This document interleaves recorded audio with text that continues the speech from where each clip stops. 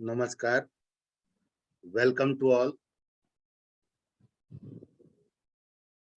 We are here now after crossing 461 webinars, reaching on 462 today due to your cooperation, guidance, and blessings for the platform.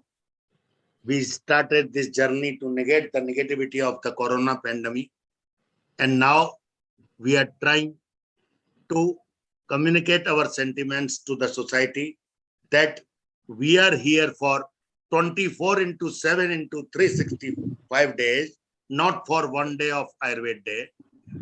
What government has announced this year, we all from AYUSH SAMRIDDHI International Independent Ethics Society, we are doing the same from last 2.5 years. Har din, har ghar Ayurveda. And we are trying to do it.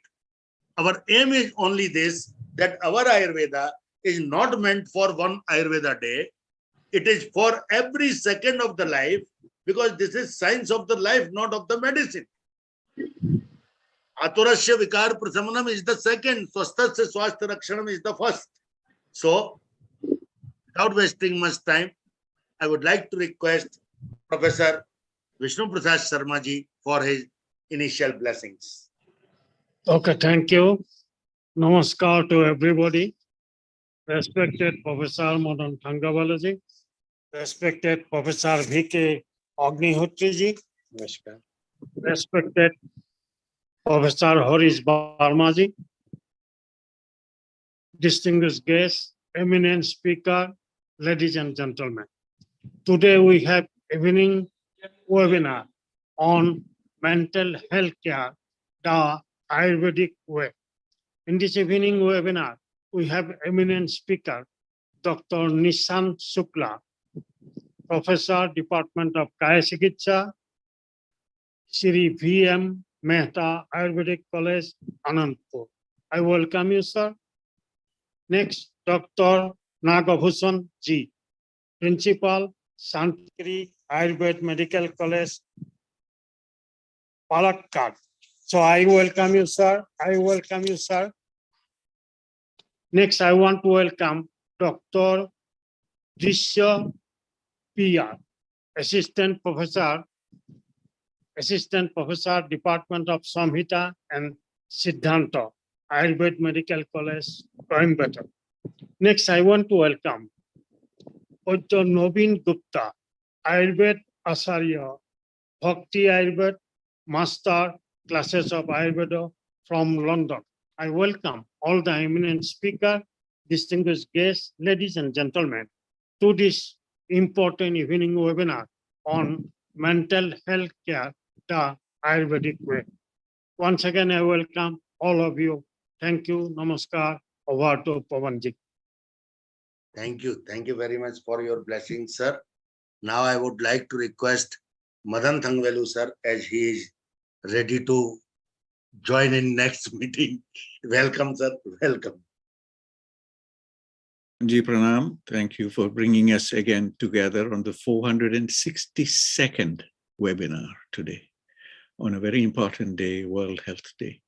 The best way to understand the significance of this day is to quickly look very briefly. I take the liberty, Pavanji, if you will permit me to share my screen, then I will quickly take you into two resources, just very quickly to share this today. One is from the World Health Organization. The theme for this year, 2022, is Make Mental Health and Well-Being for All a Global Priority. And this has become particularly important with the COVID happenings and how this infectious disease is causing problems for people who have some weaknesses, etc. Now, the second website I wish to share is, of course, the information showing us the bigger picture about the Mental Health Day. It's the first of the Mental Health Days was celebrated the first time on the 10th of October, 1992. And you can see these details. It's only the Wikipedia page. And the first themed event with a formal theme was in 1994. And we can see all those themes as we go through the year, celebrated every year since. And we are into today's theme, mental health and well-being for all, a global priority. You can see some very, very important aspects that have been touched on. Now, mental health is understood in a very rich way in the AYUSH systems, in Ayurveda and in other of yoga, etc. Very important aspects. And this is understood for thousands of years. We have textbooks that describe these things. There are practitioners. And we are very fortunate to have today here with us Professor NagabhusanamG joining us from Kerala. Kerala has a large government mental hospital in Kottakkal, and that is an institution there where they are routinely treating patients with excellent results. There is much we can learn from the practitioners around the country. So with those few words, Pavanji, I return the floor back to you. And I just want to congratulate all of us here. Thank you so much for coming together once again. And we look forward to learning from all of you as we progress. And I'm sure, as with every event, we will have an outcome also. Thank you. Thank you. Thank you very much, sir. Thank you very much. So now I would like to request our first speaker. I hope Dr. Nishant Shukla ji has joined. Dr. Vivek Joshi ji, pranam. Dr. Nishant Shukla ji. पवन जी, लगता है शुक्ला जी की एक ED950D6E करके नहीं, वो तो विवेक जोशी जी हैं. अच्छा, विवेक. He is popular sarod player. अच्छा, विवेक जी. Yes, yesterday his lecture was there. Nishant Shukla ji was DNSS, some name is there, sir. अच्छा जी. VDNSS. अच्छा जी. May I know the introduction, sir? VDNSS. I hope Nishant Shukla ji is there. Where the Nishant Shukla ji? I hope some connection is disturbed. So, without wasting much time, I would like to request Dr. NagabhusanamG, Principal from Palakkad Ayurvedic College. Welcome, sir. Welcome. Santagiri Ayurved Medical College, Palakkad. Yes, welcome. Sir. You have joined first time and I am expecting you daily in our meetings. Welcome. Okay. Thank you, sir. Thank you, Ramdas ji, for introducing. Thank you very much. Thank you, sir. So, Namah Shivaya. My humble pranams to the Lord Dhanvantari and the great souls like Pavanji and his team. My good friend Ramdas Sirji. Thank you all for inviting me to this platform and making me part of this noble gathering.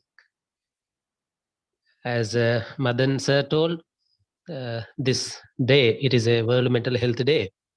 And for this day's theme is Make Mental Health and Well-Being for All a Global Priority. As sir introduced, it is having very great role, importance.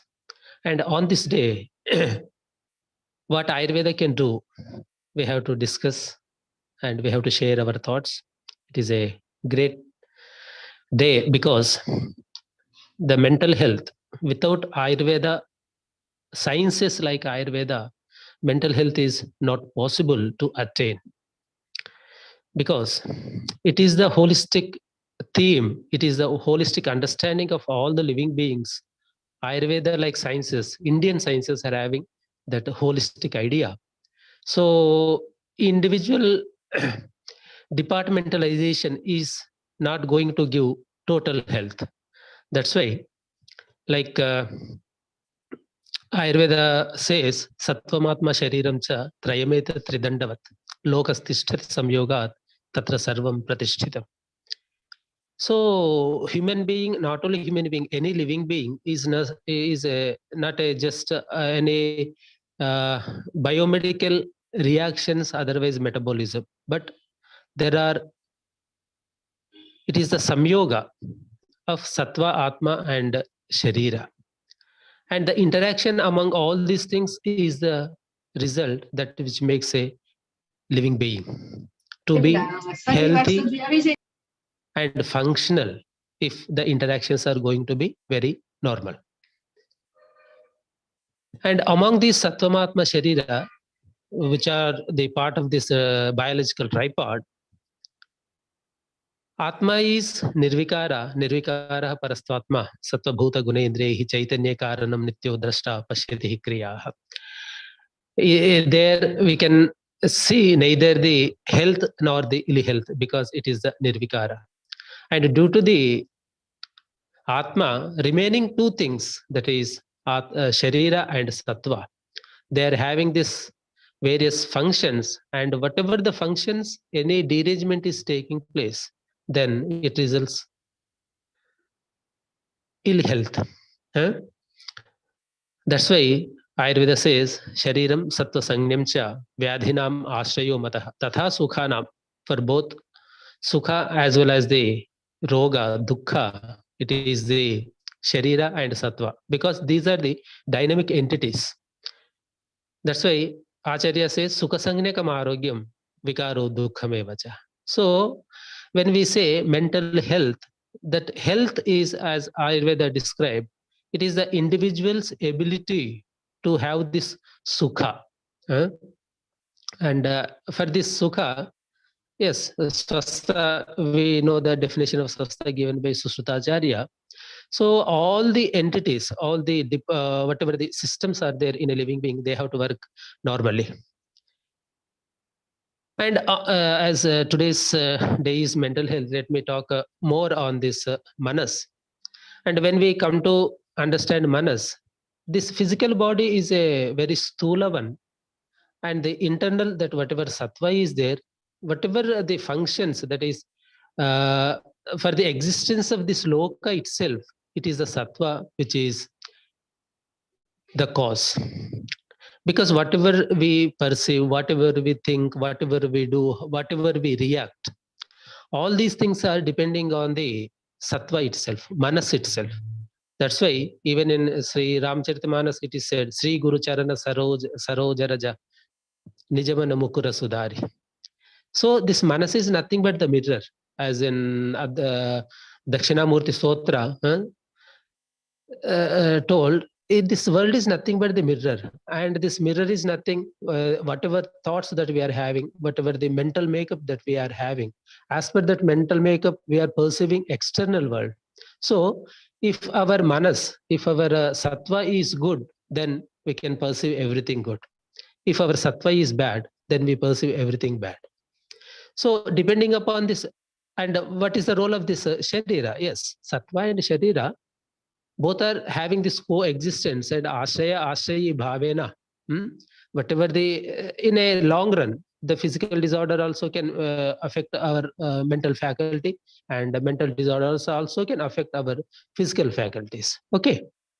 And why I said this manas is everything, like in Yoga Vasishtha it is told, Sahasrankusha Shakhagram Phalapallava Shalinaha Asya Samsara Vrukshasya Manomulam Idam Sthitam. So this samsara vruksha is existing due to the manas itself. Why I said this? Because whatever the physical body that we are having, it is due by the Ghanibhuta Prarabdha Karma. The Ghanibhuta Prarabdha Karma is resulting into this physical body. That's why the various prakriti, the physical prakriti that we are having, it is not going to change. But when it comes to the mental prakriti, it can vary. So this is compared to our physical body, this manas is having that dynamic nature, and as per one's mental status, they perceive themselves and they perceive others also. That's why Manayeva Manushyanam Karanam Bandhamokshayoho Bandhaya Vishayasaktam Muktaihi Nirvishayam Smrutam, as it is told in Brahma Bindu Upanishad. So whatever the difficulties, whether it is Laukika or Paralaukika, for all these things, manas is the most important factor.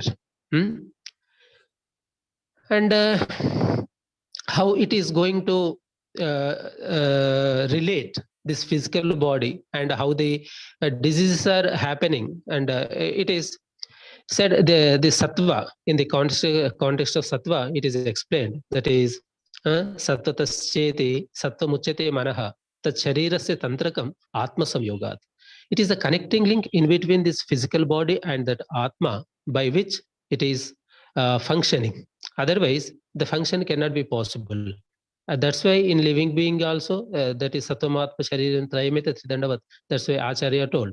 So as per this sattva, its status, one's health, particularly of mental health, thereby even physical health also is going to be influenced. And this sattva is made up of three gunas, that is sattva, rajas, and tamas. And sattva is shuddham adosham akhyatam. This sattva is the shuddha, and it is always a healthy factor. In this context, let me say, there are some always healthy factors which are not going to cause any ill health. That is, at the mental level, it is a sattva. At the bhautika level, bhuta level, it is the akasha. At the dhatu level, it is the ojas. So increasing of ojas, otherwise increasing of sattva is never going to cause any ill health, but decrease can happen. So that's why whatever the Brahma Tattva is there, when it is reformed into this physical form, that is nothing but the sattva, that is nothing but the ojas, that is nothing but the akasha tattva. So this sattva is never going to cause any disease. But when it comes to the rajas and tamas, rajas is a ragatmaka, tamas is mohatmaka. That's why these both are called as manodoshas. So when it comes to the mental health, this mental problems can be classified into three levels. That is at the manodosha level and the unmada like, and where sharirika doshas are also getting involved. And another level of manorogas are there, which are called as graha rogas, where total psychological factors are involved. And when we talk about this manodoshas, that is due to the rajas and tamas, as to say, the avidya, mula vidya is expressing as sattva, rajas and tamas.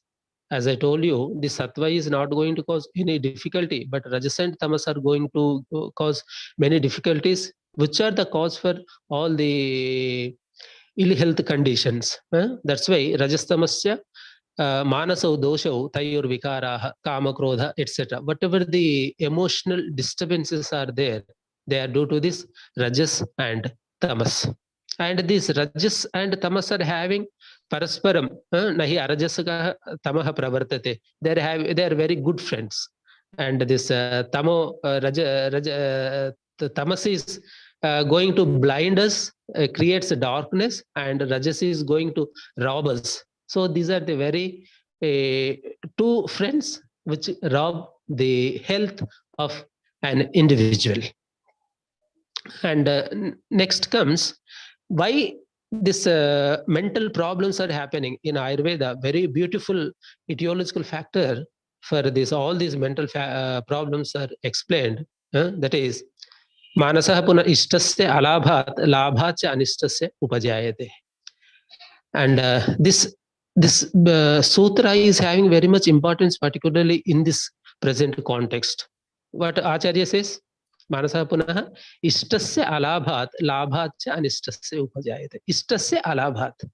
So actually, health can be possible when we live in the present, vartamana kala.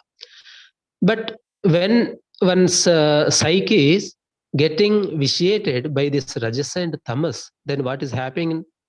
Ishtasya alabhat, labhacha anistasya. Ishtasya alabhat. And we are always living, expecting something from somewhere. And anistasya, ishtasya alabhat, labhacha anistasya. And whatever we are having, presently possessing, but we are not satisfied with these things. So whatever the scientific and other developments are taking place, and all these developments are making one individual slave for all those developments, and many of these developments are not causing any good health if they are not properly utilized. For example, whatever the social media today we are having,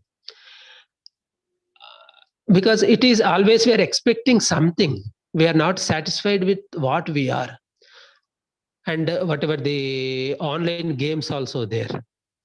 So all these things, not only that one, as Madan sir told, the pandemic has created a lot of chaos among us. So we are always expecting something bad. There are many prakriti vaiparityas also there, and we are always expecting something is going to happen next moment something bad. So our mind is not in this present Vartamana Kala, and when we are having such type of things, and definitely it is going to derange our mental status, and thereby causing kama, krodha, etc. various manasika bhava, in the sense, actually kama, krodha, if they are contextual, then it is not going to be a disease condition. But when they are uncontextual, then they are going to cause various disease conditions. Okay. That is regarding the mental health at the mano dosha level, that is rajas and tamas and their derivatives. Next, come to the unmada like condition, where sharirika doshas also getting involved in this condition. That is called unmada, apasmara, and mada, murcha, sannyasa, even conditions like madatya, etc., where we can have this sharirika doshas and manasika doshas, they are getting involved and causing such conditions. And the third one is like grahonmada conditions, where one's psychological state is completely deranged, and due to the hallucinations, delusions, the internal, that is manas, which is very much kalushita, and due to that one, they are living in the hallucinatory behavior. So they have completely lost their touch with the reality, and that condition is causing as graha rogas. So the beauty of Ayurveda is this one. Ayurveda is having the management principles both at manodosha level, at unmada level, and at grahonmada level also. And when it comes to the manodosha level, how we can manage this manodosha level, kama, krodha, etc. For this one, it is sattva vajaya. Sattva vajaya is the treatment that is described for this one. By the sattva vajaya, what we are doing? We are doing sadvrutta anusthana. And by this sadvrutta anusthana, we are able to control our kama, krodha, etc. manasika doshas.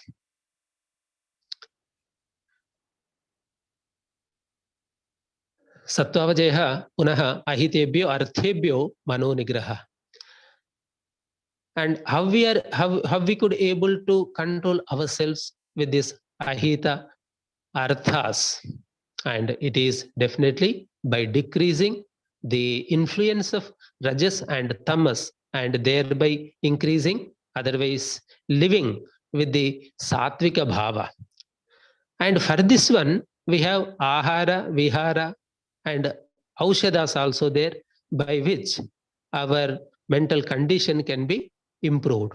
And for this one, in Sadvrutta, it is told very well, that is importance of ahara. Sattvika ahara, in Bhagavad Gita, very in-depth description is there on this sattvika ahara. And by having that sattvika nature, now ahara means, as Adi Shankara Bhagavan says, not only the food, but whatever we are receiving inside through our even sensory organs, it is also to be considered as ahara. So asat mendayata samyoga, in Ayurveda, what it is said as asat mendayata samyoga, and by avoiding asat mendayata samyoga and having such a sattvika ahara, by having this anusthana of sadvrutta, we can control these manasika doshas. I'm going through very not in depth in discussion. When it comes, we'll have discussion. That's why it is told manasam prati vaishajyam trivargasya anveshanam tadvidya seva vijnanam atmadinam cha sarvashaha. So that's why when we come to this mental health day, generally we are thinking that mental health means anxiety, depression, schizophrenia, etc., etc. Even that which we consider as a normal human being, as a in our laukika jivita, there are, that is also psychologically to say, in Charaka Sharirasthana, it is very beautifully described. Koshakaro yada hyamshun upadhatte vadapradan upadhatte tadhartebhya trishnamagnyah sadaturaha. So wherever that Trishna is there, that condition is called as sadatura. They are that is a atura bhavana, atura avastha. But okay, if it is not going to involve with our day-to-day activities, generally as medical professionals, we won't consider it as a disease condition. But to say it is also disease condition at this manasika dosha level.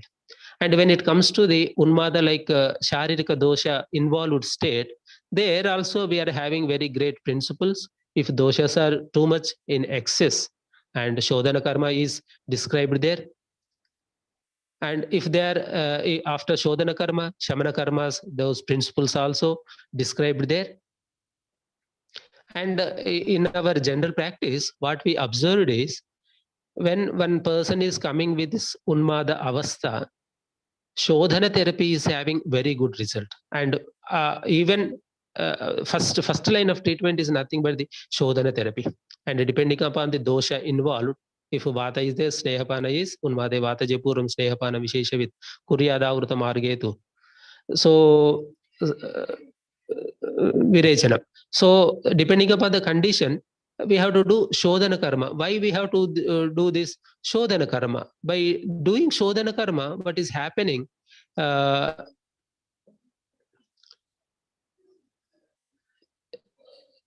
Yes, shall I continue, sir? Yeah. Hridindriya Shirakoste Samshuddhe Vamanadibihi Manapprasadamapnoti Smrutim Sangyam Cha Vindati. This is the principle why I said that this Shodhana Karma is very important. By doing this one, Hridindriya Shirakoste Samshuddhe Vamanadibihi. By doing this Shodhana Karma, Hrid Indriya Shiraha Kosta. Dr. Drisya is there. I think she is going to talk on this. What is the importance of Hridindriya Shirakoshe Samshudhe Vamanadibihi Manapprasadam apnoti. The Manaprasada is happening. Smritim Sanyamcha Vindati. So, and in some conditions, even by doing this Shodhana Karma also, we may not get result. In that condition, Shuddhasya Achara Vibhramshe Tikshnam Navana Manjanam Tadnam Cha Manobuddhi Deha Samvejanam Hitam. And in Ayurveda, another one principle is there. When patient is very aggressive, and if you are unable to control them, in that condition, tamogruha pravesha, it is described. And even in introduction, Pavanji told it is my first class, but yesterday I attended yesterday's music class after 8 o'clock. And in that one, I could have this concept of this sap. One of the eminent speakers told sap, how that bhavana is having this prarohana. So the same thing is in this tamogruha. What is happening? The violent behavior of the patient is due to the external as well as internal stimuli that patient is receiving. In order to save that patient from external as well as internal stimuli, we are keeping that patient in a tamogruha. And when tamogruha is not just a cell that generally we see in any mental hospital. Actually, tamogruha is actually tamo, because no external stimuli should enter into the patient's room. So what I say, this beautiful concept is there in Ayurveda. As Madan sir told, in Kerala, we are having one of the mental hospital, which is specifically doing with Ayurvedic treatment lines only. So there we are having one this tamogruha, and when we put patient into the tamogruha within 2-3 days, that is mania etc. Paithikonmada patient which we are unable to control properly, and if we put that patient into this tamogruha within 2-3 days, patient is getting normal. And apart from this one, other like anxiety etc. Some conditions are there, PTSD conditions are there. In those conditions also, we are having very good principles, that is ishtadavi vinashatu mano yasyopahanyate tasya sadusha prapti santvashvasaihi shamam nayet. So such principles are there. I think time is okay, and like Unmada condition, such type of treatment like we are having. And another thing is Grahonmada. In Grahonmada, we are having this various japa homa etc. Daivapasaya chikitsa, it is there.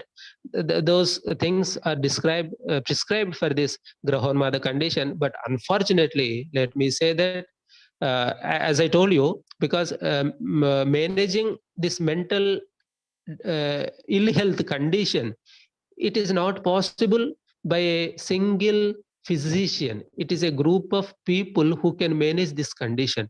But unfortunately, today we have lost this Daiva Vipasya Chikitsa in name of secularism, etc.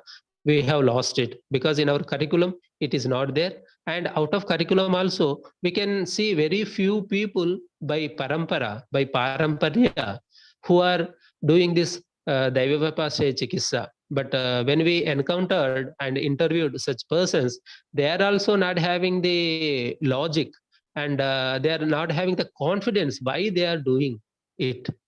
So here we have to work. I think Pavanji will be having such a session where in this for Grahonmadas and Daiva Vipasya Chikitsa, we can have a good learning experience in one day. So this is regarding the Grahonmada. And without saying the importance of yoga, this mental health cannot be complete. In Ayurveda also, there is very much importance is given for this yoga.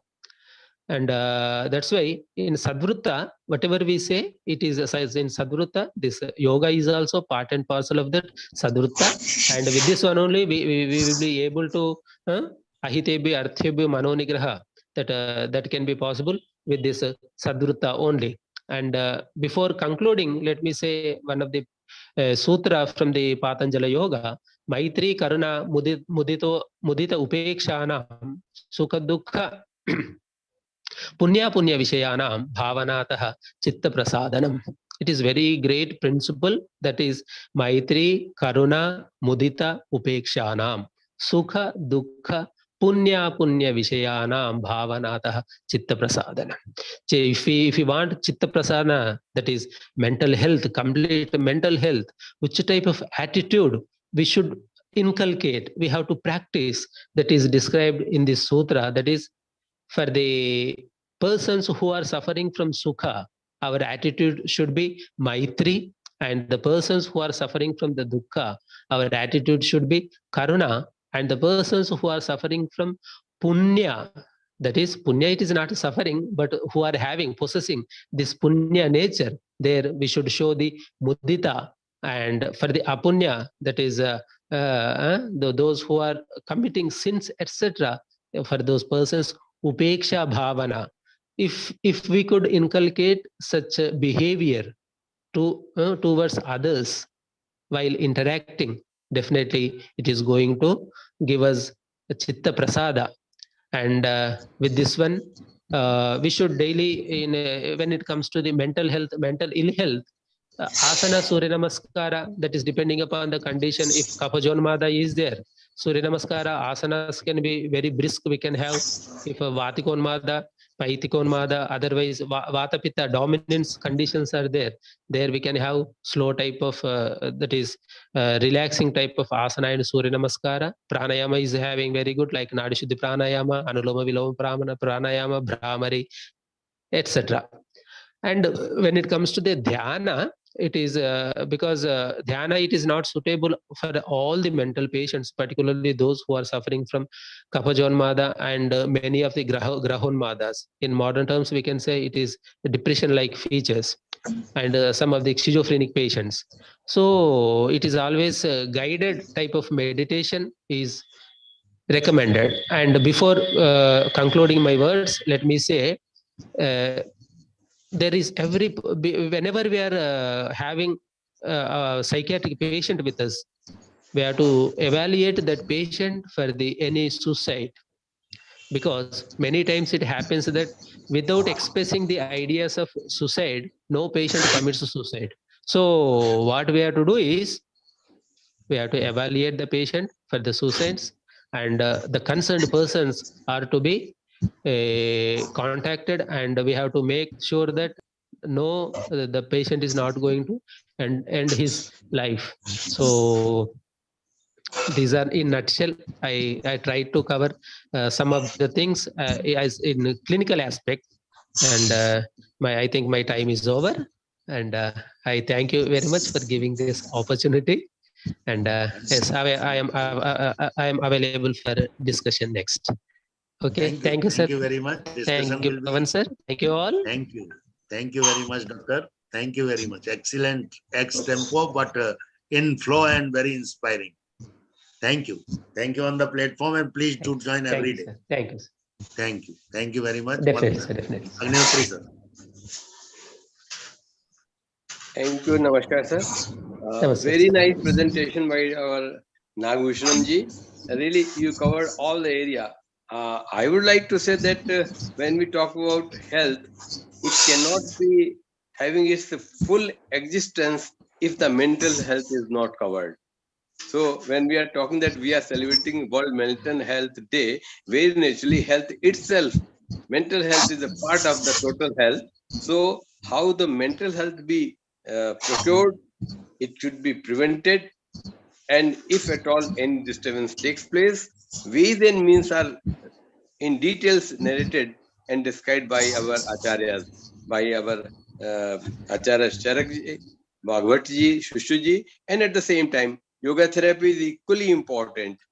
Our epics are equally important. As you talked about the Ramacharita Shri Guru Charan Saroj Raj, Nij Man Mukur Sudhar. Man itself is being designed as the Mukur, the mirror itself. That itself shows that how important the Man Tattva is. If the Man is not there, it's difficult to manage the physical body. So thank you very much. You covered full area, and we do hope that you will always be with us in our further coming webinars. Thank you so much. Over to Pawanji. Thank you, sir. Thank you. Thank you very much, sir. मैं कामना माहेश्वरी जी से request करना चाहता हूं कि वो अपना mic mute रखें. कामना माहेश्वरी जी, आपका माइक बार बार खुल जा रहा है, जो बीच में डिस्टरबेंस करता है. कृपा कर उसको बंद रखें, म्यूट रखें. और सभी से रिक्वेस्ट करना चाहता हूं, जो भी ऑडियंस है वो अपना माइक म्यूट रखें. स्पीकर के अलावा किसी का माइक ऑन न रहे तो वो साउंड बड़ी क्लियर आती है. Humble request. Now I would like to request Professor Dr. Nishant Shukla ji. Nishant ji is professor in Department of Kaya Chikitsa, Shri V.M. Mehta Ayurved College. He was former head Kaya Chikitsa, Shri Gulab Kumarwa Ayurvedic College. He is now in Anandapur. Welcome, welcome Nishant ji, welcome. Swagatam. Dr. Nishant Shukla, he is very renowned authority. I can, सूरज को दिया दिखाना है आपके किसी भी CV को करना. Welcome, sir. Welcome. Good morning. Am I audible? Sorry, yes, good evening. Clear, Am I loud audible? and clear, sir. Yes. Okay, fine. And my screen is visible to everybody or not? Yes, clear. Okay, fine. So coming to my दर्शन नहीं हो रहे हैं आपके sir, दर्शन नहीं हो रहे हैं. Okay, there is some issue with my camera. I was setting with that. I'm making the setting for that one, but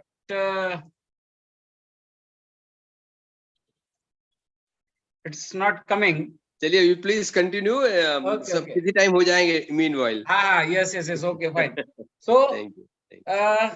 As my earlier speaker has rightly said that we have to do a lot of things in Ayurveda and psychiatry. I would be talking about and restricting myself to the understanding and the protocol that we need to adopt for management of the psychosomatic condition. Post COVID-19, there has been a great change in the psychiatric and behavior of individual, psychic behavior of the individual, and many different psychosomatic conditions are emerging that may be due to this stress that is occurring due to the extra amount of the information that we are getting, and that is creating the different type of worries and fear. And the fear of death is one of the most important among the society. When we would get the infection, do we are going to get die due to this infection, and all sort of those are occurring in this present era, and that is leading to the certain changes in the soma, that is the body, and we need to do treatment as well as the psychotherapy and the counseling. So how we will do it in the Ayurvedic system, that is my talk of the day.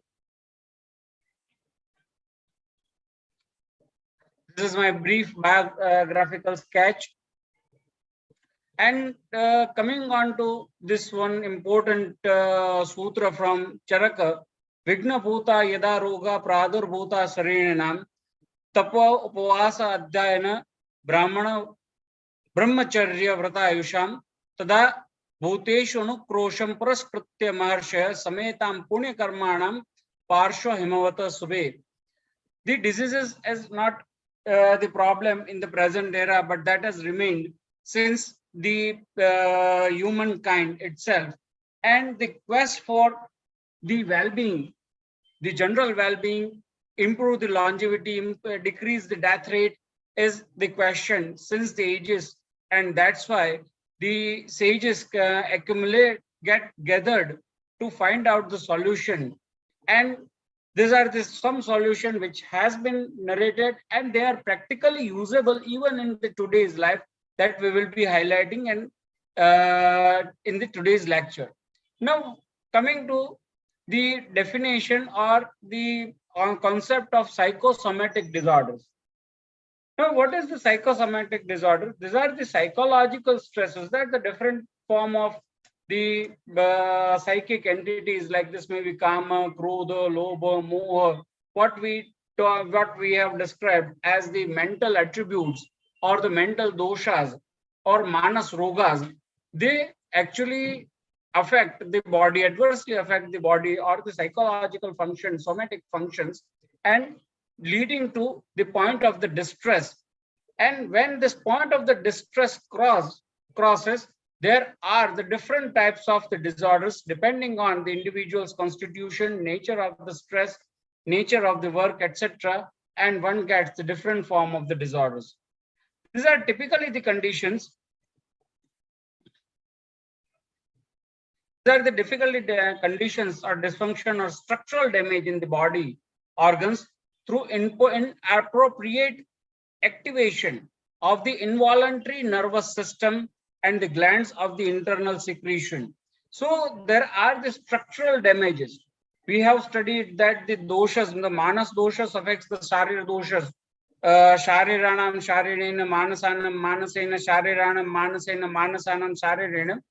The present or the conventional medicine describes only the effect of the impaired psychology affecting the soma, whereas when we see the Ayurveda, we find there is a dual relationship.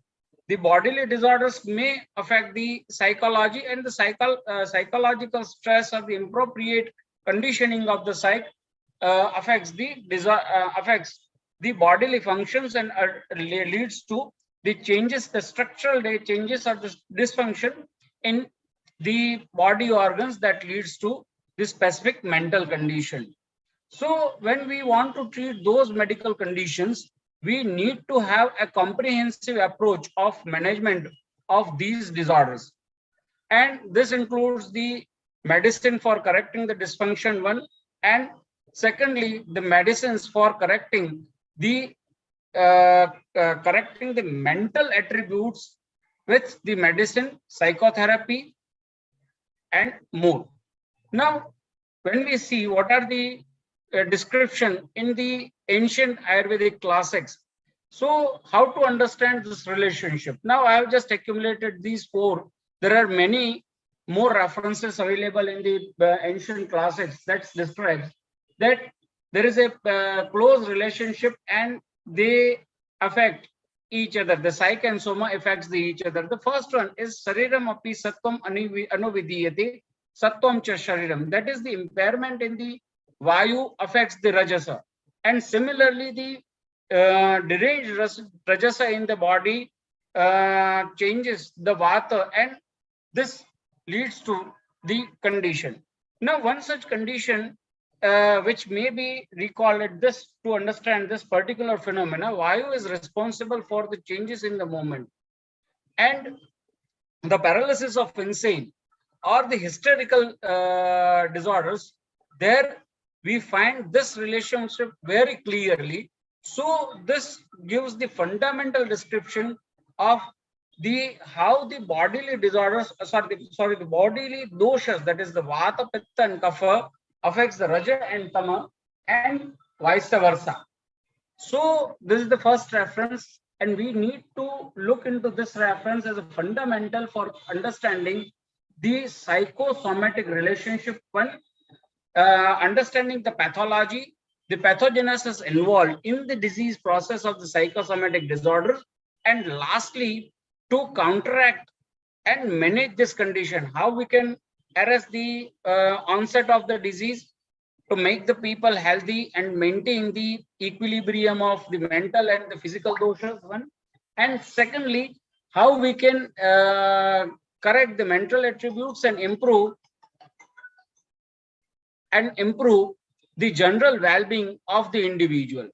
Now, the second reference, it's what I have already told, that there is a close relationship between them. And here there is a description given by Charakacharya that the kama, krodha, etc. leads to the disorders like jwara, etc. Techa vikaraha parasparam anuvartamanaha kechit anubandhanti kamadayoho jwaradayashcheti. So there is a close relationship between this the psychological conditions or the psychological disorders and the bodily disorders. This has been this relationship has been clarified more by Chakrapani, that he says that the disease or the anubandha or parasparam anuvartamana or anubandha disorders may be of the four different ways. The first one is the sharir dosh affects the sharir, manas dosh affects the manasa. This understanding of the second one, manasana manasena, is more clearly described in the Vimanasthan of Charak Samhita that has been taken up by the Ashtanga in the general description of origin of the disorders in the human race. And the next one is Sharirana Manasena, that is the somato psychic, and last one is psychosomatic Manasanam Sharirana Anubandhagyayo. So this is the how the description or the concepts of Ayurveda related with the psych and soma and the disorders. Now, when we want to give more clarification on this one, the Charaka's description about the jwara is important. Now, this is described as jwareti bhyaha paniyam ushnam prayachanti vishajo bhuishtam na tatha sheetam asti sheeta sadhyo api dhatu jwarakara iti. I will describe this one at the later stage. I will continue on. I am continuing to the next slide. What I have just described before.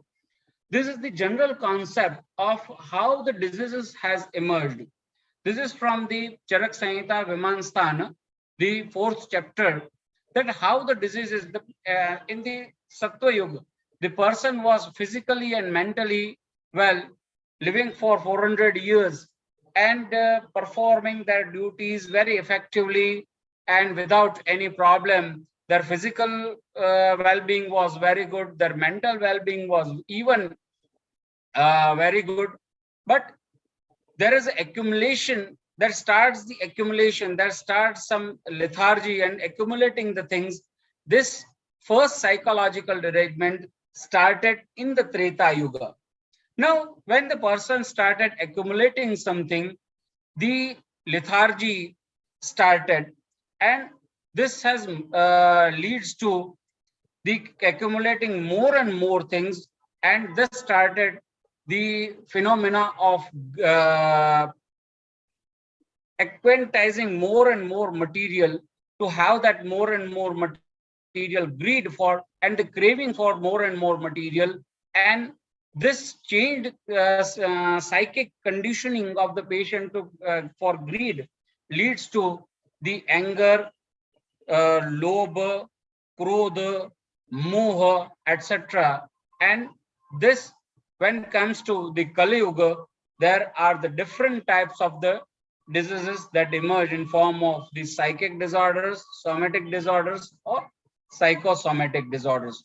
So when we see this description, we need to understand that in psychosomatic disorder, the primary change occurs when there is a change in the psychological conditioning of the patient.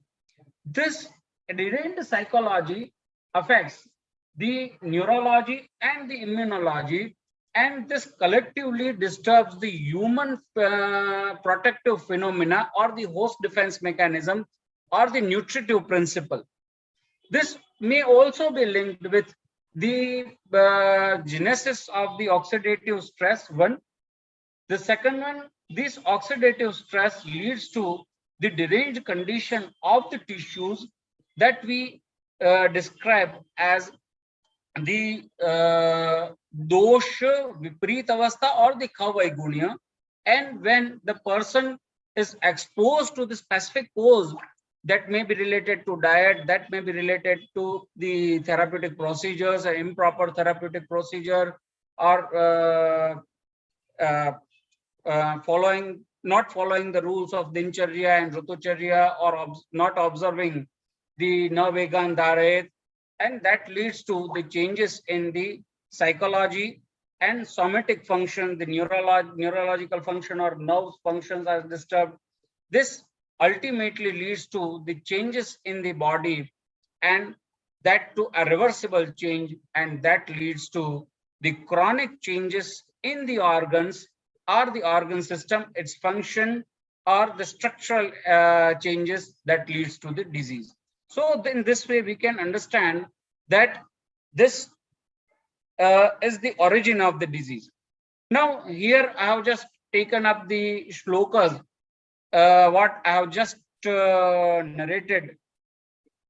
This is in Adi Kala, the person is having the good sattva, good ojas, and good prabhava, and by that one their indriyas were, and their vishila, sara, samata sharira, sthira sharira. And when it came to Krita Yuga, there the Sampannika started collecting some material that gives the heaviness into them, that leads to increased laziness. This increased laziness leads to accumulating the things, and this accumulating things leads to the greed. Now, after greed one, their whole things started. The bhaya, raga, dvesha, lobha, krodha, moha, shoka, this mental attributes started coming. So, and lastly, the changes into the rogas. So, what I mean to say, that the psychological disorders, we may find the causes that may be near to the present manifestation of disease, and it may be of the different, maybe having a very long exposure, which may be creating this type of the condition. So one more references in this one. It is from the Charak Viman 3. Tatas Tretayam Lobhat Abhidrohat Anutvachanat Kama Krodha Mana Dvesha Parushya Vigata, and lastly Jvaradaya Pradurbhavanti. So this already I have discussed. I am just moving on to next slide. Now coming on to the different types of the psychological disorders, psychosomatic disorders that we come across. These are somatization disorder, undifferentiated somatoform disorder, conversion disorder. So there are more than 4 or 5 systems of the body. There are problems related to 4 or 5 systems of the body.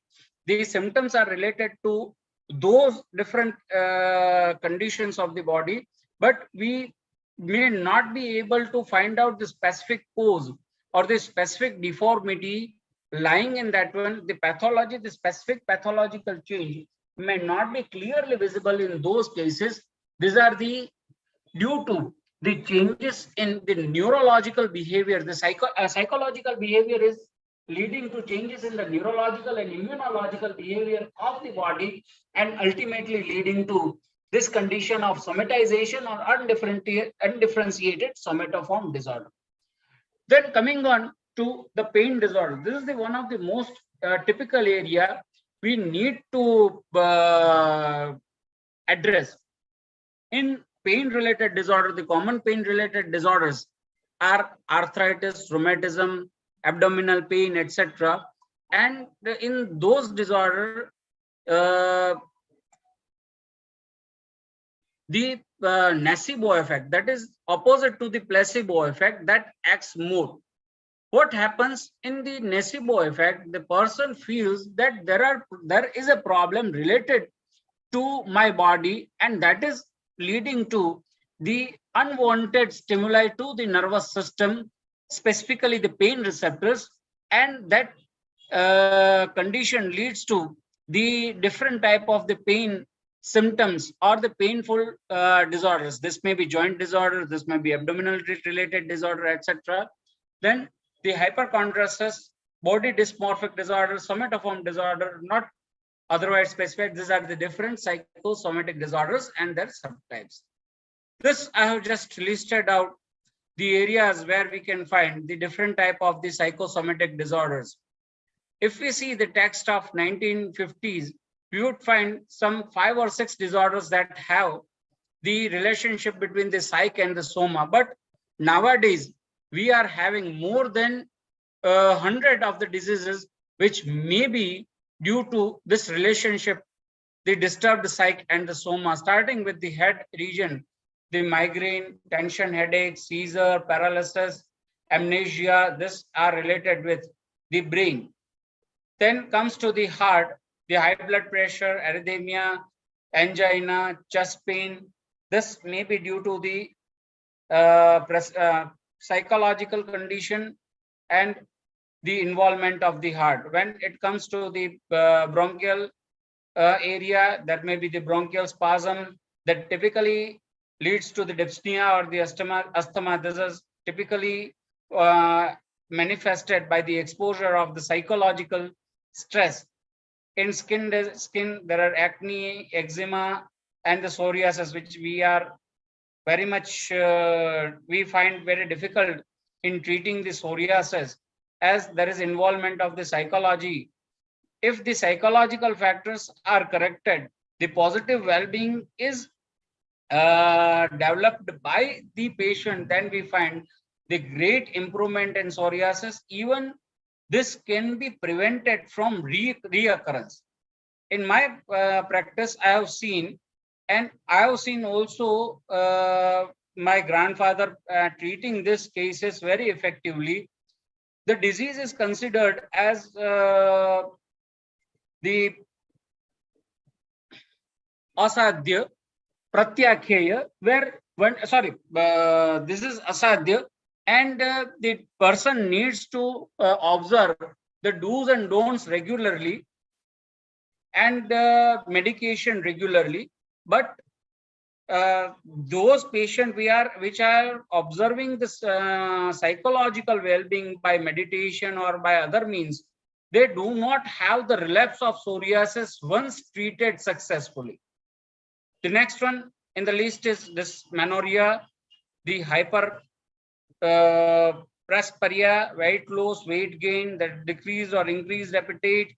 The anorexia nervosa is one of the important disease. Similarly, one disease, that is the bulliosa nervosa, that is absolutely affected to the anorexia nervosa, where a person, if standing alone, sitting alone, and feels loneliness, start eating the things, and that in that way he is putting on the excessive weight. And if there is more salts, more sodium is taken, then it would add to hypertension. If the person is taking the unsaturated fats, that it may lead to the dyslipidemia, hypercholesteremia. And if taking cold water, cold beverages with the refined full flour, it may lead to the changes in the liver.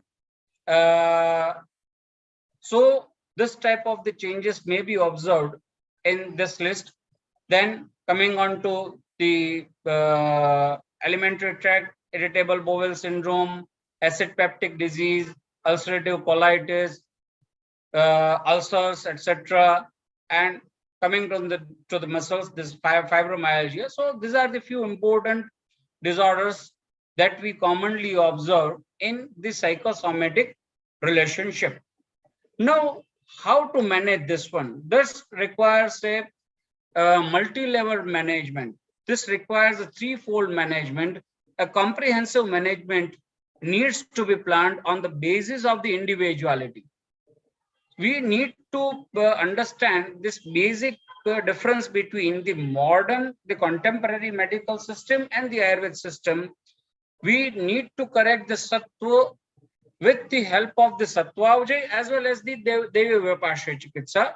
And for that one, we need to understand the psychological makeup of the individual. One, the psychology which is causing the derangement in the bodily disorder, and what type of bodily changes is observed that we need to correct. So we need to understand first, and then we can plan for the correction. So there is a need for the individualized treatment that can be dependent, that is to be decided on the Prakruti, Vikruti, Sar, Samhanan, etc. The tenfold examination that has been described by Charak. I am not going in details of that one.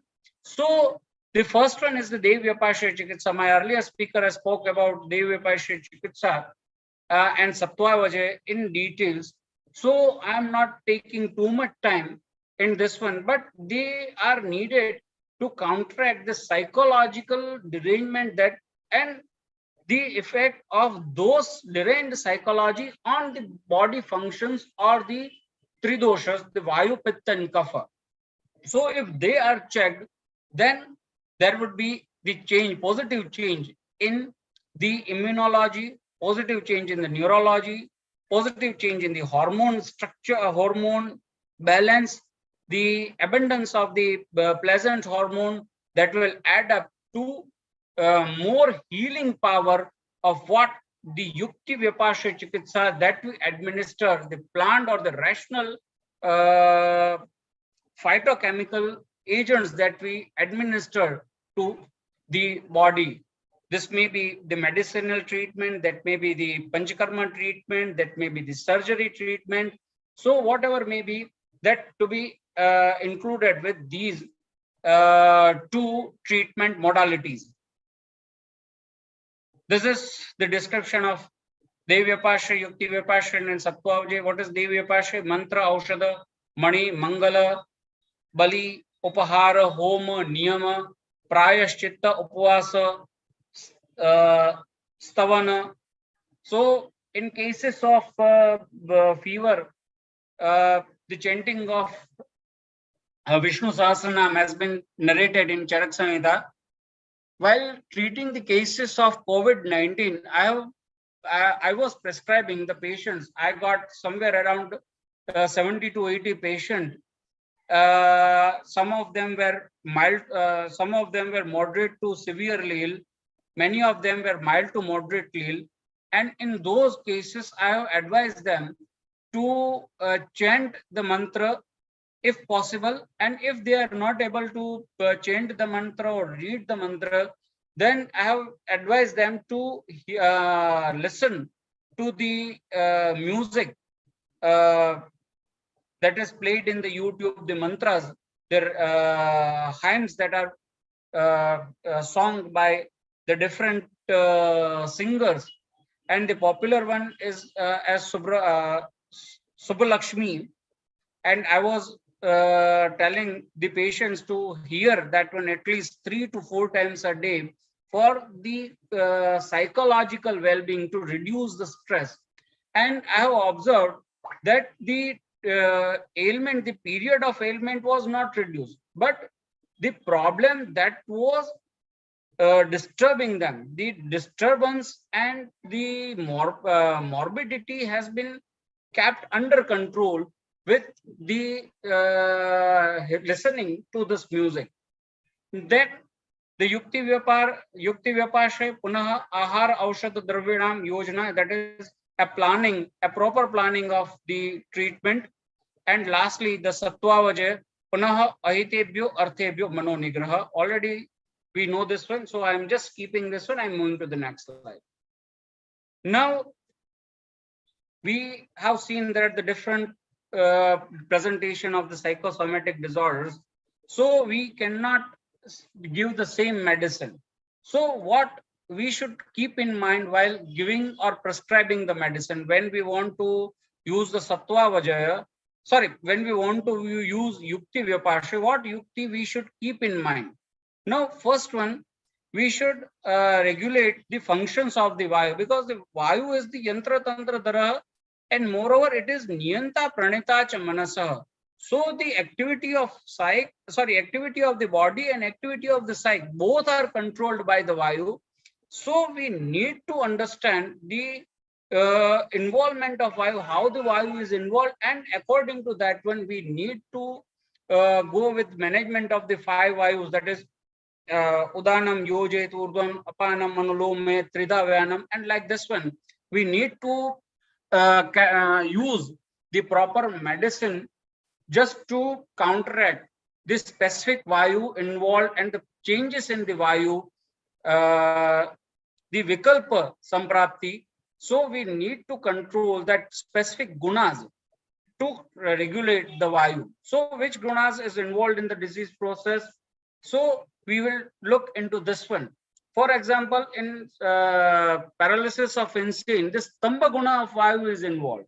But in case of the tremors or blepharoplasm, the Vayu is vitiated not by the Stamba guna, but in that one, the Chalatva guna of Vayu is increased. So we need to counter this one with the use of the medicaments that initiates the movement in the Vayu where there is a Stamba guna is increased, like in case of paralysis of insane.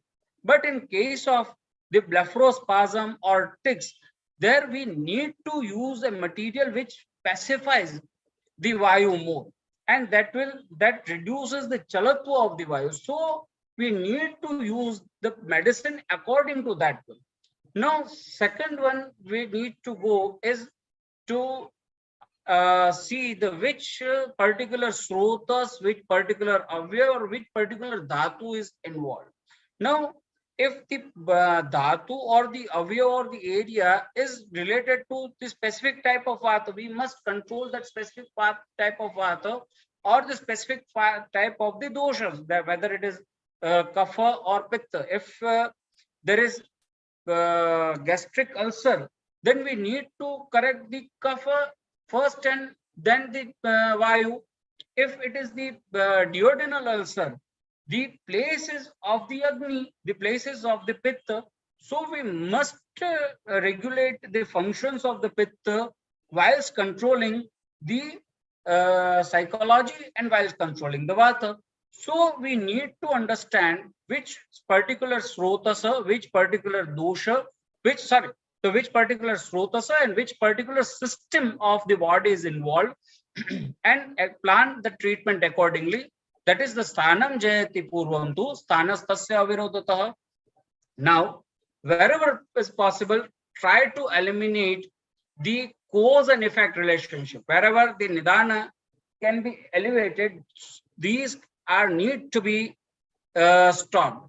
Identifying the cause of the disease and stopping the exposure to the nidana is important. Now, in case of the psychological stress, this can be, if these are not avoidable, then we need some extra treatment, but some are available. Now, I'm sharing one clinical experience at this point of time to describe this one, Sankshepata Kriya Yoga Nidana Parivarjana. A lady was coming and he was having severe headaches, severe abdominal disturbance, and wherever he goes outside his home, he feels quite nice and quite good. She feels energetic. Now the problem was that she wants to get separated from their family, the in-laws, and when this was suggested and the lady and his husband shifted at a different place, separated from their in-laws, the problem vanished away. So to finding out the cause and the relationship, this is the way we can check the disorders and reduce the use of the medicine, pharmacological medicine, chemotherapeutics, or the phytochemicals. So identifying and treating the cause, that is the Sankshepata Kriya Yoga Nidana Parivarjanam.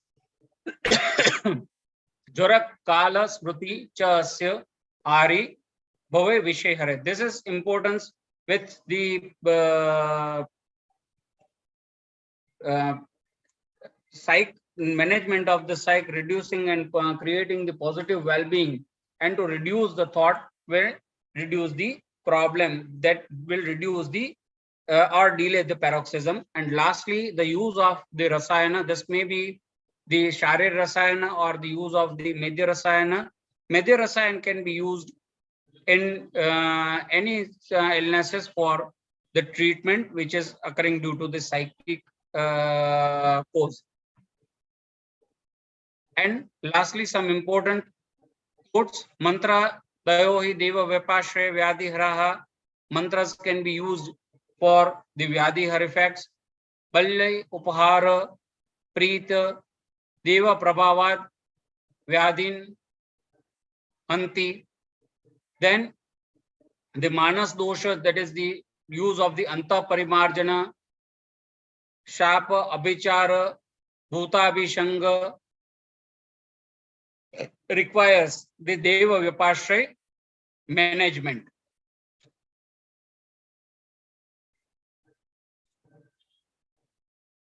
Coming on to the next slide. This is what I have already described. Pujayan prata shigram muchyate vishamajvarat Vishnu sahasra murdanam characharam pati vibhum. So this is how we can use. There are the different mantras or the rhymes that may be used for treating different conditions. Like the next one is the use of the pleasant or the creating the pleasant mood. This may be the important for treating the anorexia nervosa, different type of anorexias, ishta varna rasa sparsha gandhavat pana bhojanam ishta mishte rupahitam sukham adyat sukhapradam. This may be for the psychosexual disorders. The ishta varna and ishta sparsha, ishta gandha may improve these conditions, and the rasayana is always the good for correcting the positive well-being. These are the different references just to how we can correct the mental condition. This is from this reference is from the Atisar Chikitsa. Maruto Payashokabhyam Shigrahi Parikupyati Tayo Kriya Patahari Harshanam Swasanani. So the Harshan Chikitsa, the pleasant, creating the pleasant mood, and to reduce the stress, try to avoid the examining this tool. At this point of time, I recollect the word of the civil system of medicine. Civil system of medicine in the chapter of chronic colitis writes that the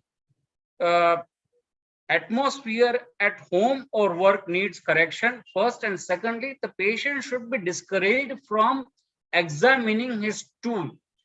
This is a very problematic condition when we are treating with the irregular bowel or the irritable bowel syndrome, IBD or IBS, or at times Crohn's disorders or the ulcerative colitis or inflammatory bowel condition. The patient is eager to know the condition of the stool. And when there is a little bit changes in the characteristic of stools, the patient feels worried. This worry creates the disturbance in the colon area that typically initiates the phenomena of ulceration. This ulceration leads to the more rupturing of the tissues, and the patient finds the next stool with more amount of mucus, with the more amount of blood, and there is increased pain. So at every time we need to produce the harshana in such cases.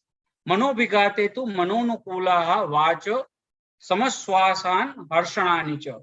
So how we can induce and how we can create the positive well-being, that we need to look into such condition. And the krodha, vyayama, surya, agni, pravata needs to be avoided. Krodha is to be avoided. The use of Prasayana, this is the benefits of the use of the Rasayana, already known to the august audience. I am not going to discuss more on this one. But I would like to highlight 3 points. The first one is the longevity, increase the memory, recall, and medha. So if the cognition, the recall ability is improved, memory is improved, the chances of getting the atattva abhinivesh, gadodveg, etc. would be reduced. So these are the benefits of the use of the rasayanas. I dedicate my speech to my mentor, my grandfather, who passed away in the 2015, and whatever I am able to speak in front of you are due to his blessings and his learning, his teachings. I dedicate this speech to my grandfather, Dr. C.P. Shukla. If there are any queries, I would find myself comfortable, and I would be pleased to answer. I would be pleased to answer whatever I know. Thank you. Thank you for patience hearing and giving me chance to deliver my speech and views on a very important topic. Thank you very much, sir. Thank you, Nishant ji. लेकिन आज एक आपने रहस्योद्घाटन करके और सम्मान बढ़ा दिया. आप सीपी शुक्ला जी के ग्रैंडफादर, वो तो हमारे आदरणीय गुरुदेव थे. जय हो. आज परिचय हुआ है सही, बिल्कुल. जय हो निशांत जी. बहुत सुंदर. वो तो बड़े आदरणीय गुरुदेव थे, क्योंकि मेरे पिताजी ने भी फर्स्ट बैच में एचपीए किया था हरिशंकर जी और मधुसूदन शास्त्री जी के साथ. हाँ जी. डॉक्टर जीएल शर्मा जी ने. तो बड़ा अच्छा परिचय था उनका, दोनों का, सीपी शुक्ला जी का और पापा का भी बहुत अच्छा परिचय था. धन्यवाद ये परिचय देने के लिए. बहुत ही अच्छा आपने, excellent presentation, excellent. Thank you very much sir. Agnihotri sir. Thank you sir, thank you. अरे प्रोफेसर शुक्ला साहब, मान गया आपको. मैंने इसीलिए आपके दर्शन करने की प्रार्थना की थी कि क्योंकि प्रोफेसर सीपी शुक्ला साहब तो हमारे बीएचयू भी आते रहते थे. मुझे याद आ रहा है 82 कि जो कॉन्फ्रेंस हम लोगों ने बुलाई थी उसमें बहुत बड़ा ग्रुप फोटो हुआ था, उसमें वो भी उपस्थित रहे थे, ठक्कर साहब थे, सभी लोग थे, बड़े सभी बहुत सीनियर लोग थे उसमें। खैर आपका प्रेजेंटेशन इतना ज्यादा एरिया को कवर कर गया कि मुझे डाउट है कि अब अगले स्पीकर्स हमारे क्या कहाँ से जोड़ तोड़ करेंगे।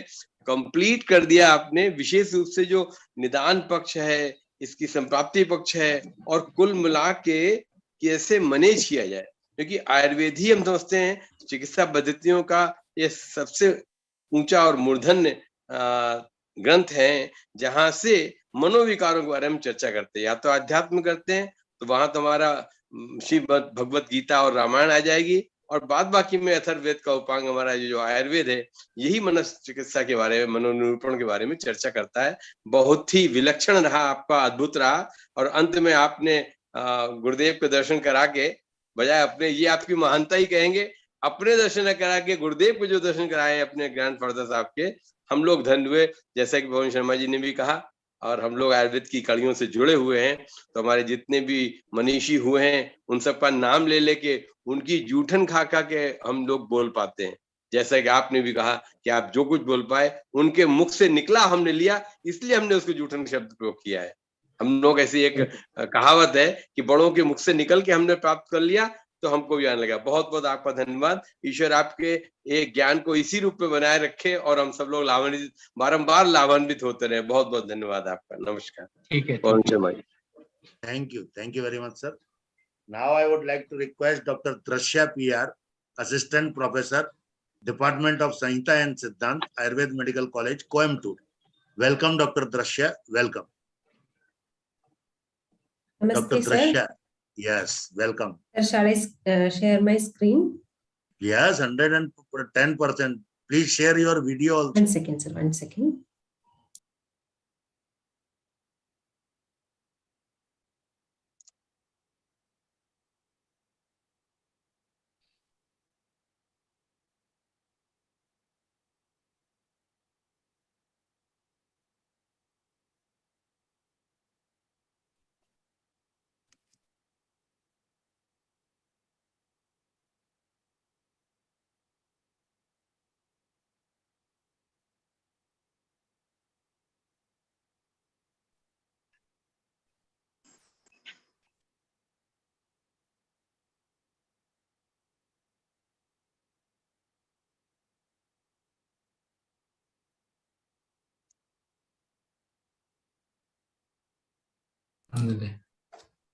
Sir, my screen is visible, no?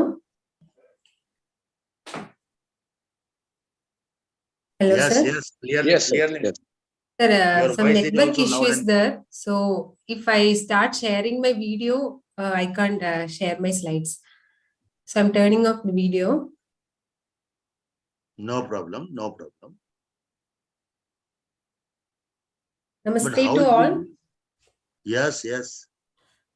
Respected dignitaries, Dr. Pawan Kumar Sharma sir, Dr. Nagabhushan sir, Dr. Nishant Shukla sir, and all other dignitaries and all other audience, namaste. First of all, I would like to thank the organizers of AYUSH SAMRIDDHI for giving me an opportunity to take part in this program. Very happy to be here as a presenter. I am here to present the topic, a knock around mental health. In my presentation, my intention is to present an overview of mental disorders with its psychological aspects and to discuss about the Ayurvedic way of mental health care. All the speakers described very well about the Ayurvedic aspects of Manas as well as Chikitsa of Manasaroga. Why I have selected this title? Because I'm not describing the psychopathology of disorders in detail. Instead, just trying to make a frame in non-Ayurvedic terms what I have studied in my PG psychology.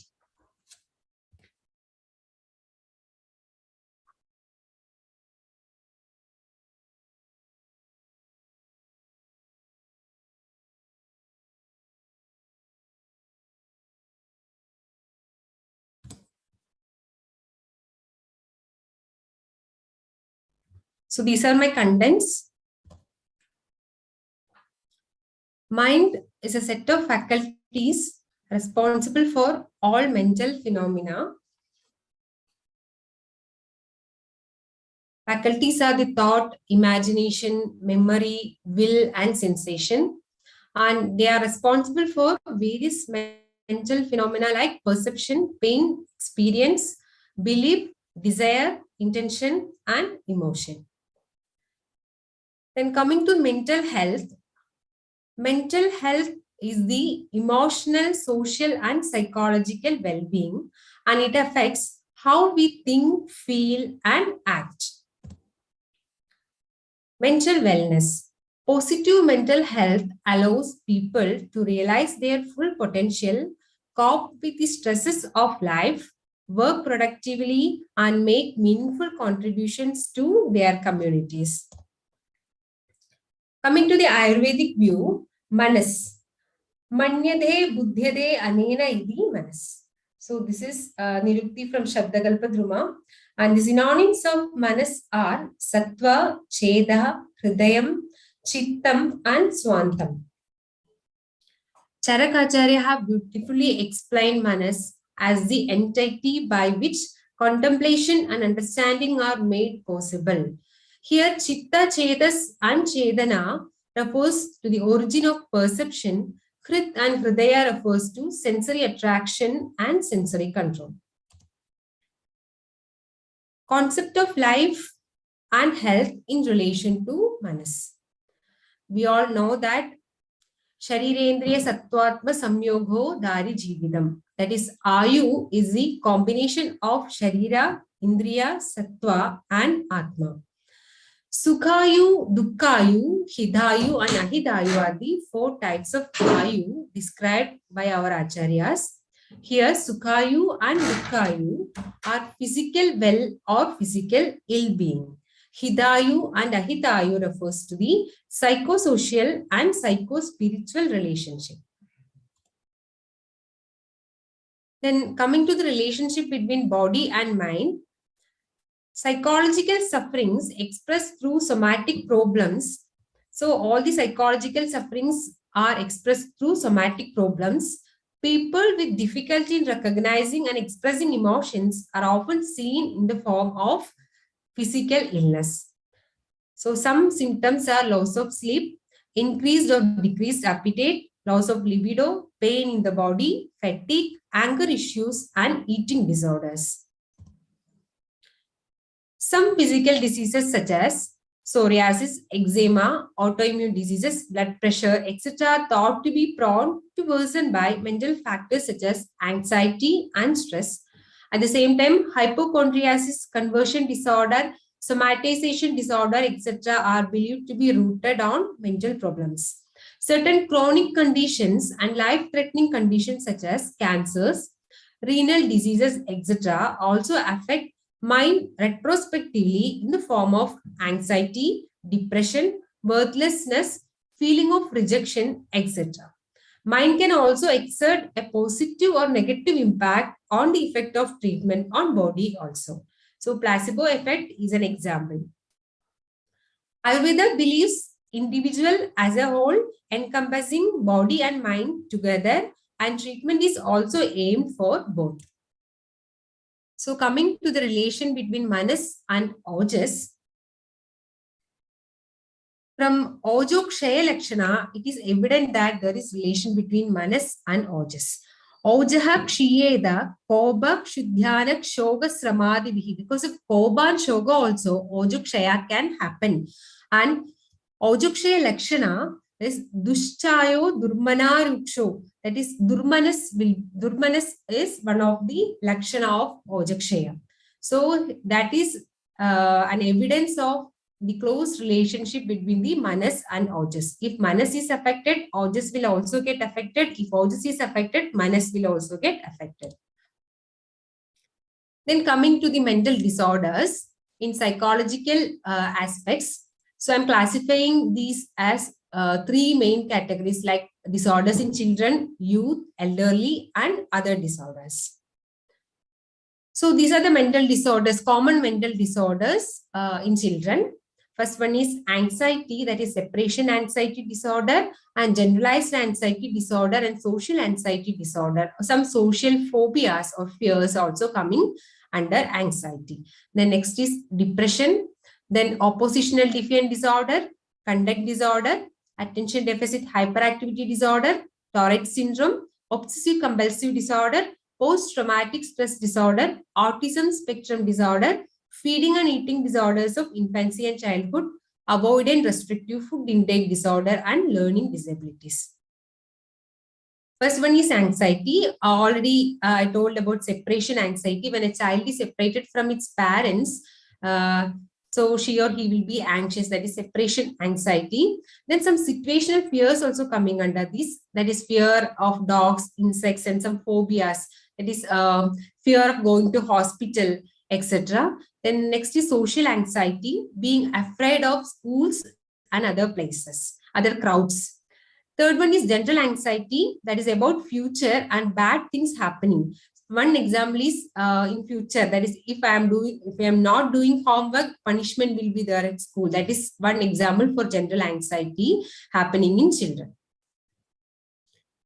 Having repeated episodes of unexpected intense fear that comes with symptoms like heart pounding, having trouble breathing, or feeling dizzy, shaky, or sweaty, that is panic disorder. Next is depression in children. If they feel uninterested in things that they used to enjoy or feel helpless or hopeless in situations, they are able to change. One symptom is irritability. Next is feeling tired or sluggish, feeling worthless, useless, or guilty, having a hard time paying attention, showing self-injury and self-destructive behavior, changes in eating and sleeping patterns. Next is defiant and disobedient behavior. So child is marked by defiant and disobedient behavior. Cause is unknown, genetic or environmental factors may be there. Symptoms usually begin before 8 years. Irritable mood, argumentative and defiant behavior, aggression and vindictiveness will be the symptoms. Next is conduct disorder. This is a serious behavioral and emotional disorder in children and teens. Aggressive behavior will be there, destructive behavior will be there, example vandalism, deceitful behavior will be there, stealing attempt, then violation of all the rules. They will be having tendency to violate the rules. Next is ADHD. We are all familiar with ADHD, that is attention deficit hyperactivity disorder. So these are the three main symptoms, that is inattentiveness, hyperactivity, and impulsiveness. So next, coming to Tourette syndrome. Tourette syndrome is a condition that causes the child to make involuntary sounds and movements called tics. So usually the child will be blinking eyes frequently, eye rolling frequently, jumping and jerking of the head or limbs will be there, whistling or throat clearing sounds, and he'll make animal sounds. Coming to the next disorder, that is post-traumatic stress disorder. This is the disorder characterized by failure to recover after experiencing or witnessing a terrifying event. So, three symptoms will be there, that is intrusive memories. Here, she will be having having frequent bad memories or bad dreams about that particular incident that will be disturbing the child in his or her daily routine. Then avoidance of such situations will be there. Then negative changes in thinking and mood, and changes in physical and emotional reactions. That is response to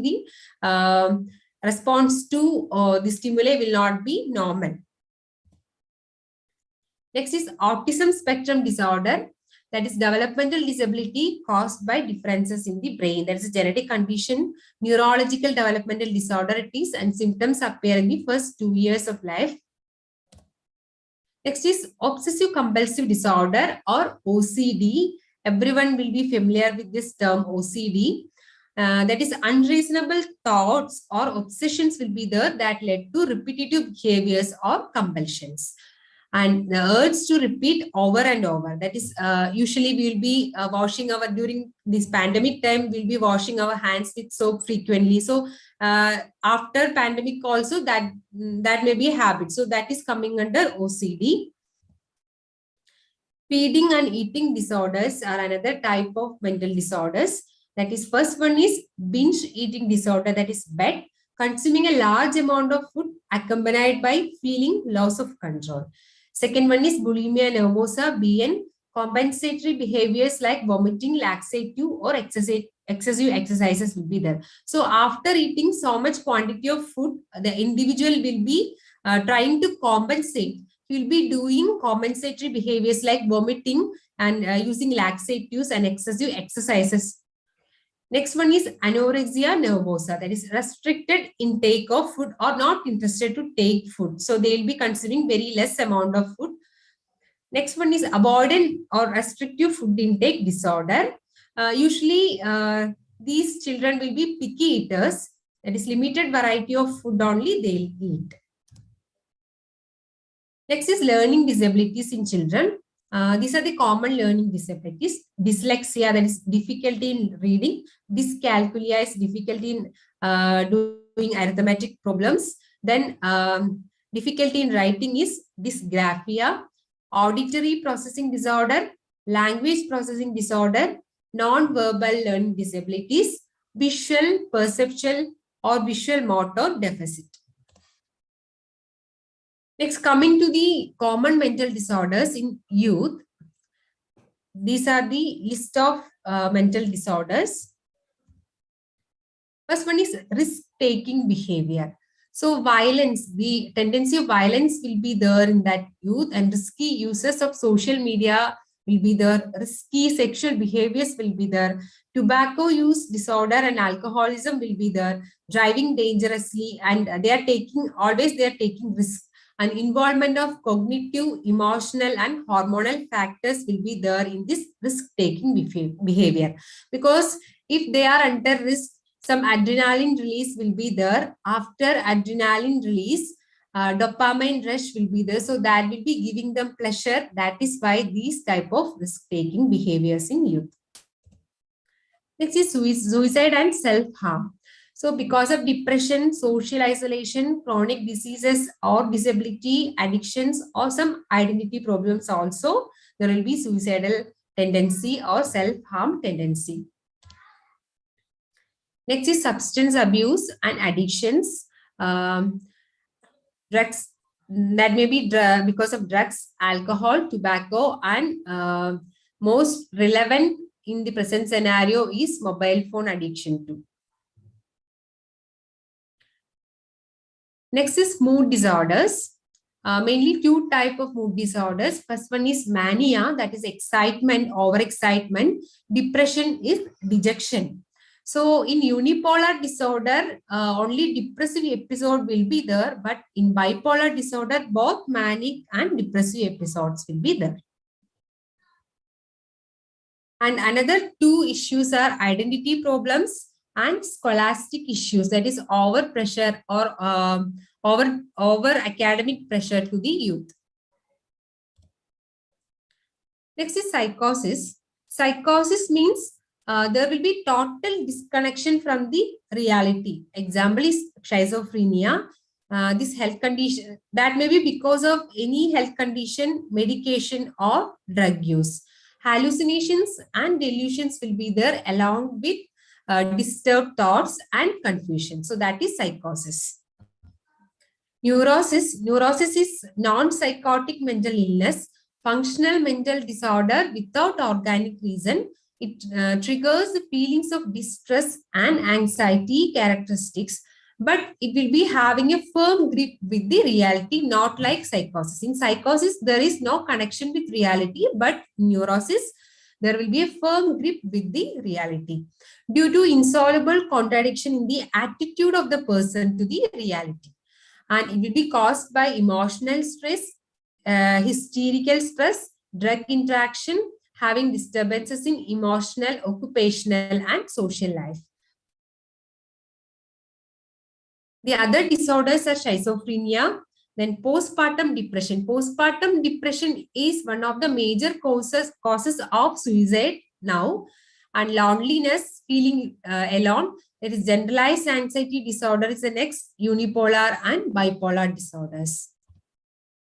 Coming to the elderly population, dementia.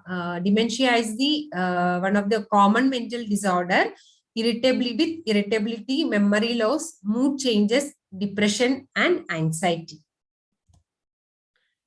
Next, coming to the treatment methods for mental disorders. So these are the treatment modalities what we are adopting in modern psychiatry. That is psychotherapy, cognitive behavioral therapy, interpersonal therapy, psychoanalysis, psychodynamic psychotherapy, supportive psychotherapy, drug therapy, and electroconvulsive therapy. Challenge yourself to take charge of your mental health. We have our own methods of diagnosis and treatment modalities in Ayurveda, but the interdisciplinary approach in understanding mental disorders is also needed. Understanding the psychopathology, understanding modern psychiatry, understanding and adopting different treatment modalities will help us to do better treatment. So, mental health care in Ayurveda. For chikitsa, types of chikitsa, that is Naishtiki and Laukiki. In Laukiki, chikitsa, Devavipashrayam, Yuktivipashrayam, and Sattvavajayam are the three modalities of treatment. About this Devavipashraya chikitsa and all already previous speakers have told. In Yuktivipashrayam, there are three types: Bahiparimarjanam, Andaparimarjanam, and Shastra Pranidhanam. So in Andaparimarjanam, again Samshodhanam and Samshamanam. Here in this presentation, my intention is to discuss or give stress to Sattva Avajaya Chikitsa. What is the importance of Sattva Avajaya Chikitsa? Sattva refers to being existence, entity, reality, excellence, mind, intellect, nature, and one of the three gunas. Avajaya means overcoming, victory, or conquer. Sattva Avajaya refers to self-command, strength of mind or character. That literally means overcoming of mind or control of mind. This chikitsa aims at the control of mind by restraining the mind from desires for unwholesome objects. That is Sattva Avajayam means ahitebhyo artebhyo mano nigraha. Ahita means something unwholesome. For example, Satvritta Palana is always Hitakara and Satvritta Apalana is Ahitakara. It is Dhi or Buddhi which indulges the mind into Hitakara or Ahitakara objects that we know. Dhi or Buddhi is refined Satvritta. That is, Satvritta is restraining the mind from Ahitakara objects. So, Artha means Asatma Indriyartha Samyoga is the principal cause of diseases. We all know about Kalartha Karmanam Yogo, Hina Mitya Adimatragaha, Samyak Yogascha Vigneyo, Rogarogega Karanam. So, here the Asatma Indriyartha Samyogam, that is the Adi, Hina, and Mityadi Yoga of the Arthas of Sattva will always cause disease, and avoidance of Adi, Hina, and Mityadi Yoga of the Arthas of Sattva, that is Chintya, Vicharya, Ukhya, Dheya, and Sankalpa, as well as Indriyartha, should serve to cure the mental disorders. We should restrain the mind from all the Ahitakara Arthas. Then Mano Nigraham. Mano Nigraham refers to the control of Manas, which is actual Sattva Avajaya Chikitsa. That is the actual Sattva Avajaya Chikitsa. Manas is Chanchala and how it can be controlled. It can be controlled only by Abhyasa and Vairagya. Abhyasa enathu kaundeya Vairagya enacha grikhyade. Abhyasa Vairagyabhyam then Nirodha. Manasaroga Chikitsa is Manasam Prati Vaishajyam Trivargasya Anvekshanam Tad Vidya Seva Vijnanam Atmadinam cha Sarvasha. So ultimately, we should have the Atma Jnana, that is self-realization. Atmadina means Atma Desha Kula Kala Bala Shakti Jnane. Then in Ashtanga Hridaya, we have studied about the Dhairya Adi, that is Di dhairyatmadi vijnanam manodosha aushadam param. So param aushada of manas is di dhairya atmadi vijnanam. That is the opinion of Vagbhadacharya. Tatra di buddhir bahya adhyatmiganam bhavanam hida ahida paricheda vibhaga karini. Dhairyam dhridishedasaha stiratvam achabalam yena pradishiddeshu na pravartade hiteshu cha na sidadi. According to Charaka Acharya, sloka is like this. Manaso jnana vijnana dhairya smriti samadhi bhi. Here jnana means adhyatma jnanam, vijnana means shastra jnanam, dhairya means anunyadishchedasaha, smriti is anubhudartha smaranam, samadhi is vishayebhyo nivartya atmani, manaso niyamanam. According to Ashtanga Hridaya, Ishta Labha and Manopnya Artha Sabda, that is attainment of desired objects and pleasant objects. In case of Manasa Roga, arising from attainment of undesired objects and non-attainment of desired ones, the shamana or alleviation of cause is the treatment of choice, that is by providing desired things and pleasant objects. Then some other modalities of treatment are like this: trasanam, vismabanam, vismaranam, bhayam, and harsham, mano anukula vakyam, loga prasiddha shruti, vividha kadavajanam, and hita viharam. Then harshani kriya, that is recreational therapy. Manokshoba chikitsa, that is psychoshock therapy. Then mantra, aushadhi, mani, and mangala. This mantra, aushadhi, mani, mangala is coming under Deva Vipashraya Chikitsa. Other specific methods for treatment of Manasa Roga are: first one is Nidana Parivarjana. First and foremost is Nidana Parivarjana. Rules which are to be followed to avoid any disease have been summed up as follows.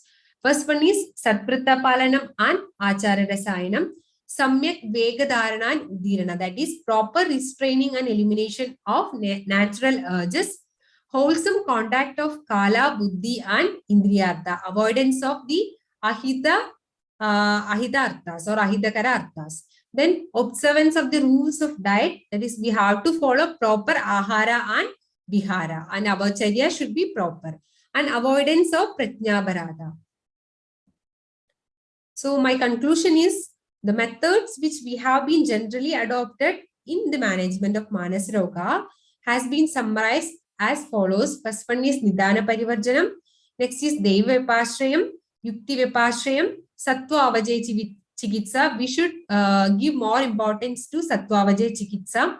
Then Naishtiki Chikitsa also we can do. Then practice of yoga is must. Then relaxation should be there. Then Satprutta Palana. Thank you.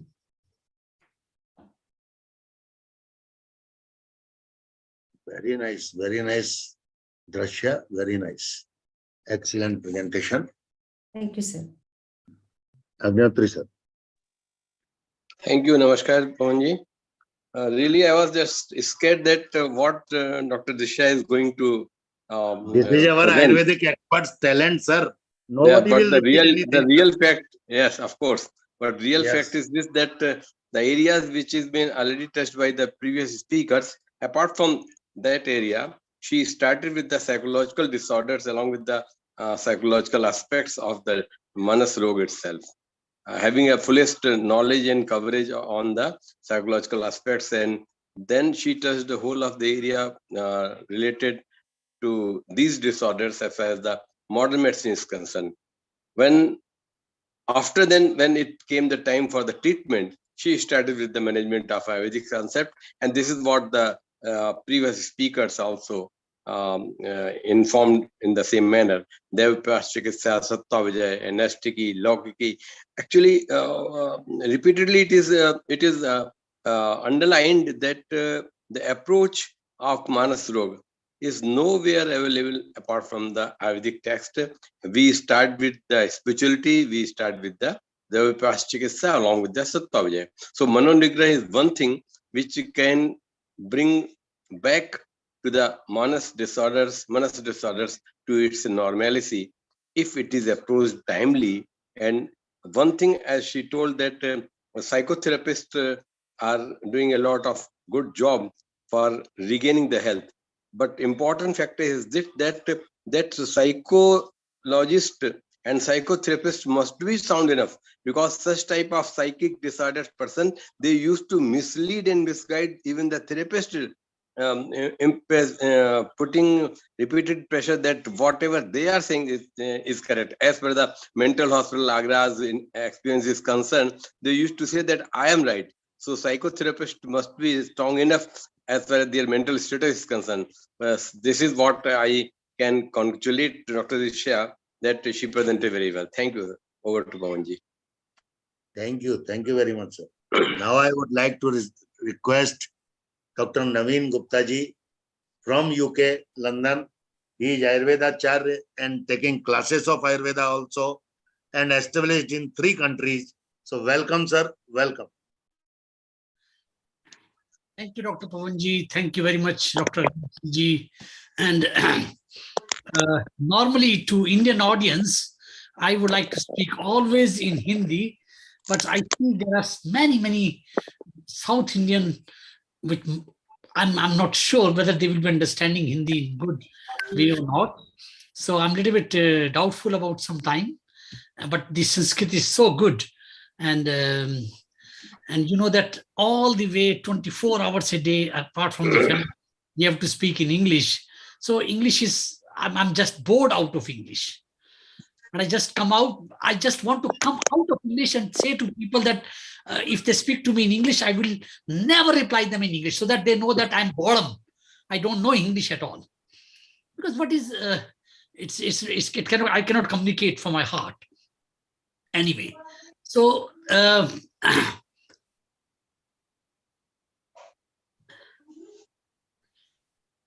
the presentations are so intensive. So as Dr. Niyotri is again saying that if you are putting 4 or 5 experts and all MDs, PhDs from Coimbatore, from different institutes. So, and when I'm the last speaker, then I think everything has been spoken about. And so let me then, it will be first time in my life that I'll be sharing some screen. So I need some little bit help. Couple of weeks back, I was invited. How to do this? Sharing screen is coming here now. Okay, sharing screen. Desktop, yes. Okay.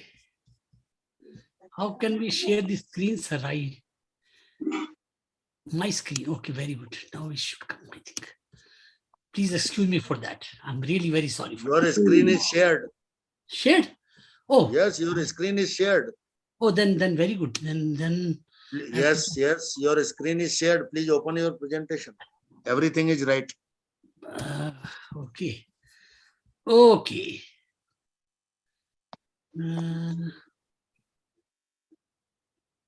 What I see just now. Huh. Psychotherapy.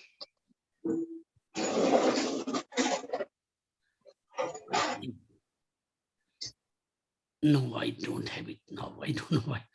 Normally I did it. Okay. Generally पहले से निकाल के रख लेते हैं sir हम लोग. निकाल के रखी है, मैं निकाल के रखी थी सर मैंने आज. वो पीपीटी में मेरे को मिल नहीं रही, कैसे एक मिनट लगेगा सर, मेरे को 1 मिनट लगेगा. नहीं तो फिर मैं बोलना शुरू कर देते हैं, क्या दिक्कत है. कोई बात नहीं, कोई बात नहीं. ज्यादा अच्छा है, उसमें बोलने में ज्यादा मजा आता है. और क्या करना. क्या रखा.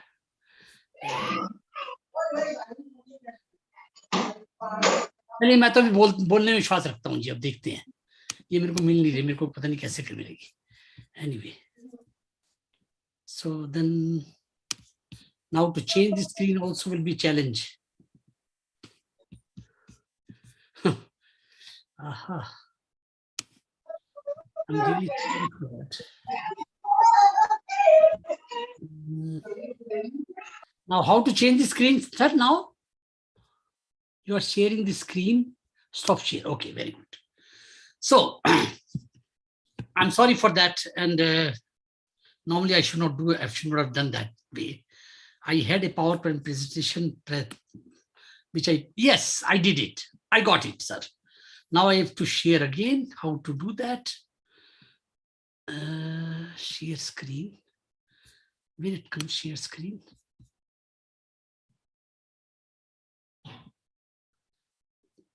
Share screen, very good. Very good. So, finally, I'm here, sir, and I'm really sorry for the last 3 minutes I wasted just for some unavoidable reason which I could not avoid myself. This is Vedic Psychotherapy. This was a very short screen I shared, but a long talk in House of Commons in UK Parliament a couple of weeks ago at the India-UK Leadership Summit, because I'm working with many, not many, 3 of the FRCP psych doctors from Indian origin here in London. So they asked me to work with them on the mental health project, for which we have hundreds of thousands of millions pounds budget in this country. Anyway, so this is about Vedic psychotherapy. So here I will say like this, that thoughts, what Veda says about the thoughts are self-arising and thinking is a choice. Thoughts are not the choice, but thinking is a choice. This is what Veda said. It is wisely and rightly said in Vedas, your mind is your mirror, which will see and show all your deeds, good and bad both.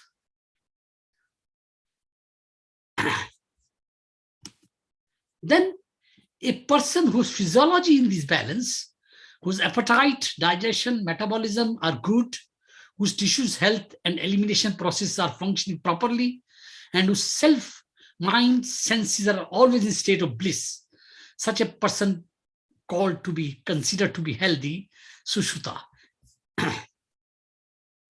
This because I had to speak about the pulse diagnosis. That's why, and this is about my clinic address. And people put the stress on me to put it that I'm the student of Pandit Satyadev Vasishtha in Haryana. I do not know many people know about him or not. Pandit Satyadev Vasishtha was an exponent of Duta Nadi Pariksha, messenger Nadi Pariksha. And I must tell all of you present here, which might distract from the topic today, that Pandit Satyadev Vasishtha was the personal Nadi Vedya of Maharshi Mahesh Yogi ji. Maharshi Mahesh Yogi ji always, and to me, it will be surprised that all of you, that who referred him to me, I mean, me to him. That is, I went to Devinder ji. Devinder is my friend. He's my college colleague. He's 3-4 years senior to me. Coming after he graduated, he came back to college, and we became very, very good friends through one of our teacher. And we used to sit in the teacher's house for long, long hours. And Devinder became my good friend. And then I asked, 1 minute, I'm finishing, sir. And then I went to Tribhunaji, Bade Tribhunaji. Then he sent me to Pandit Satyadev Vasishtha. So now, so self is the Prakriti, this eternal nature. And the same self is the Purusha, the cosmic consciousness. So self is an expression of vibration. After vibration, in an ascending and descending order, continuously non-stop vibration is known as prana, the life energy, and the creature as prani. The people who are aware about some Bollywood songs must be aware about a lady is asking the God, how I can reach to you, how I can find you. In the song, she says, Prani apne prabhu se पूछे, किसी विधि पाऊं तो है. प्रभु कहे तू मन को पाले, पा जाएगा मोहे. The creature asked his creator, "Why, what way shall I find you?" The creator replied, "Find your mind, rather conquer your mind, and you will find me." This is how I began at that time. And then pulse again that I will not speak about. Then this PowerPoint presentation, I'm going to keep it off now. So I'm going to keep it off now. So coming to my topic again. Everything has been spoken very exponentially by all the speakers on Manaha. And I also prepared some papers. And obviously, Yukti Vipashana Sattva Chikitsa, Dev Vipashana Chikitsa, and everything is mentioned and everything has been elaborately explained. So I will not take any amount of that. What are the key elements in the Ayurvedic psychology I picked up? Charak Samhita describes 8 essential psychological factors that are negatively affected in various ways and degrees in all psychiatric disorders. The psychopathological condition is a function of these factors, which are, I'm speaking now, 8 factors. Emotion, they have correlated as manas. Manas is described in such a way, and a previous speaker has already given the definition of manas from Shabd Kalpdrum, and from Vachaspatyam also I have derived many definitions of mana, because Vachaspatyam and Shabd Kalpdrum is the etymology of Ayurveda. And the second one is Buddhi, initiator of thinking process and decision-making faculty. That is Buddhi. Third one is Sangya Gyan, that is perception and orientation of knowledge. Fourth one is Smriti, memory and learning.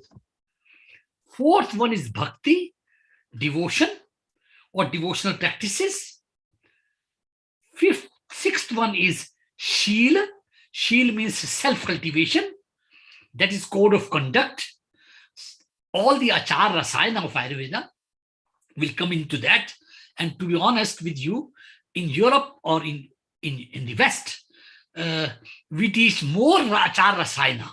When you teach Achar Rasayana properly and people follow Achar Rasayana properly with Dincharya, Ritucharya, and Ratricharya, then everything is solved. So it is such a vast topic which you cover, and I'm covering only in one world. And then seventh one is Cheshta. Cheshta, as you know all, psychosomatic function. So all the Cheshta we do, all the efforts we do, that psychosomatic function.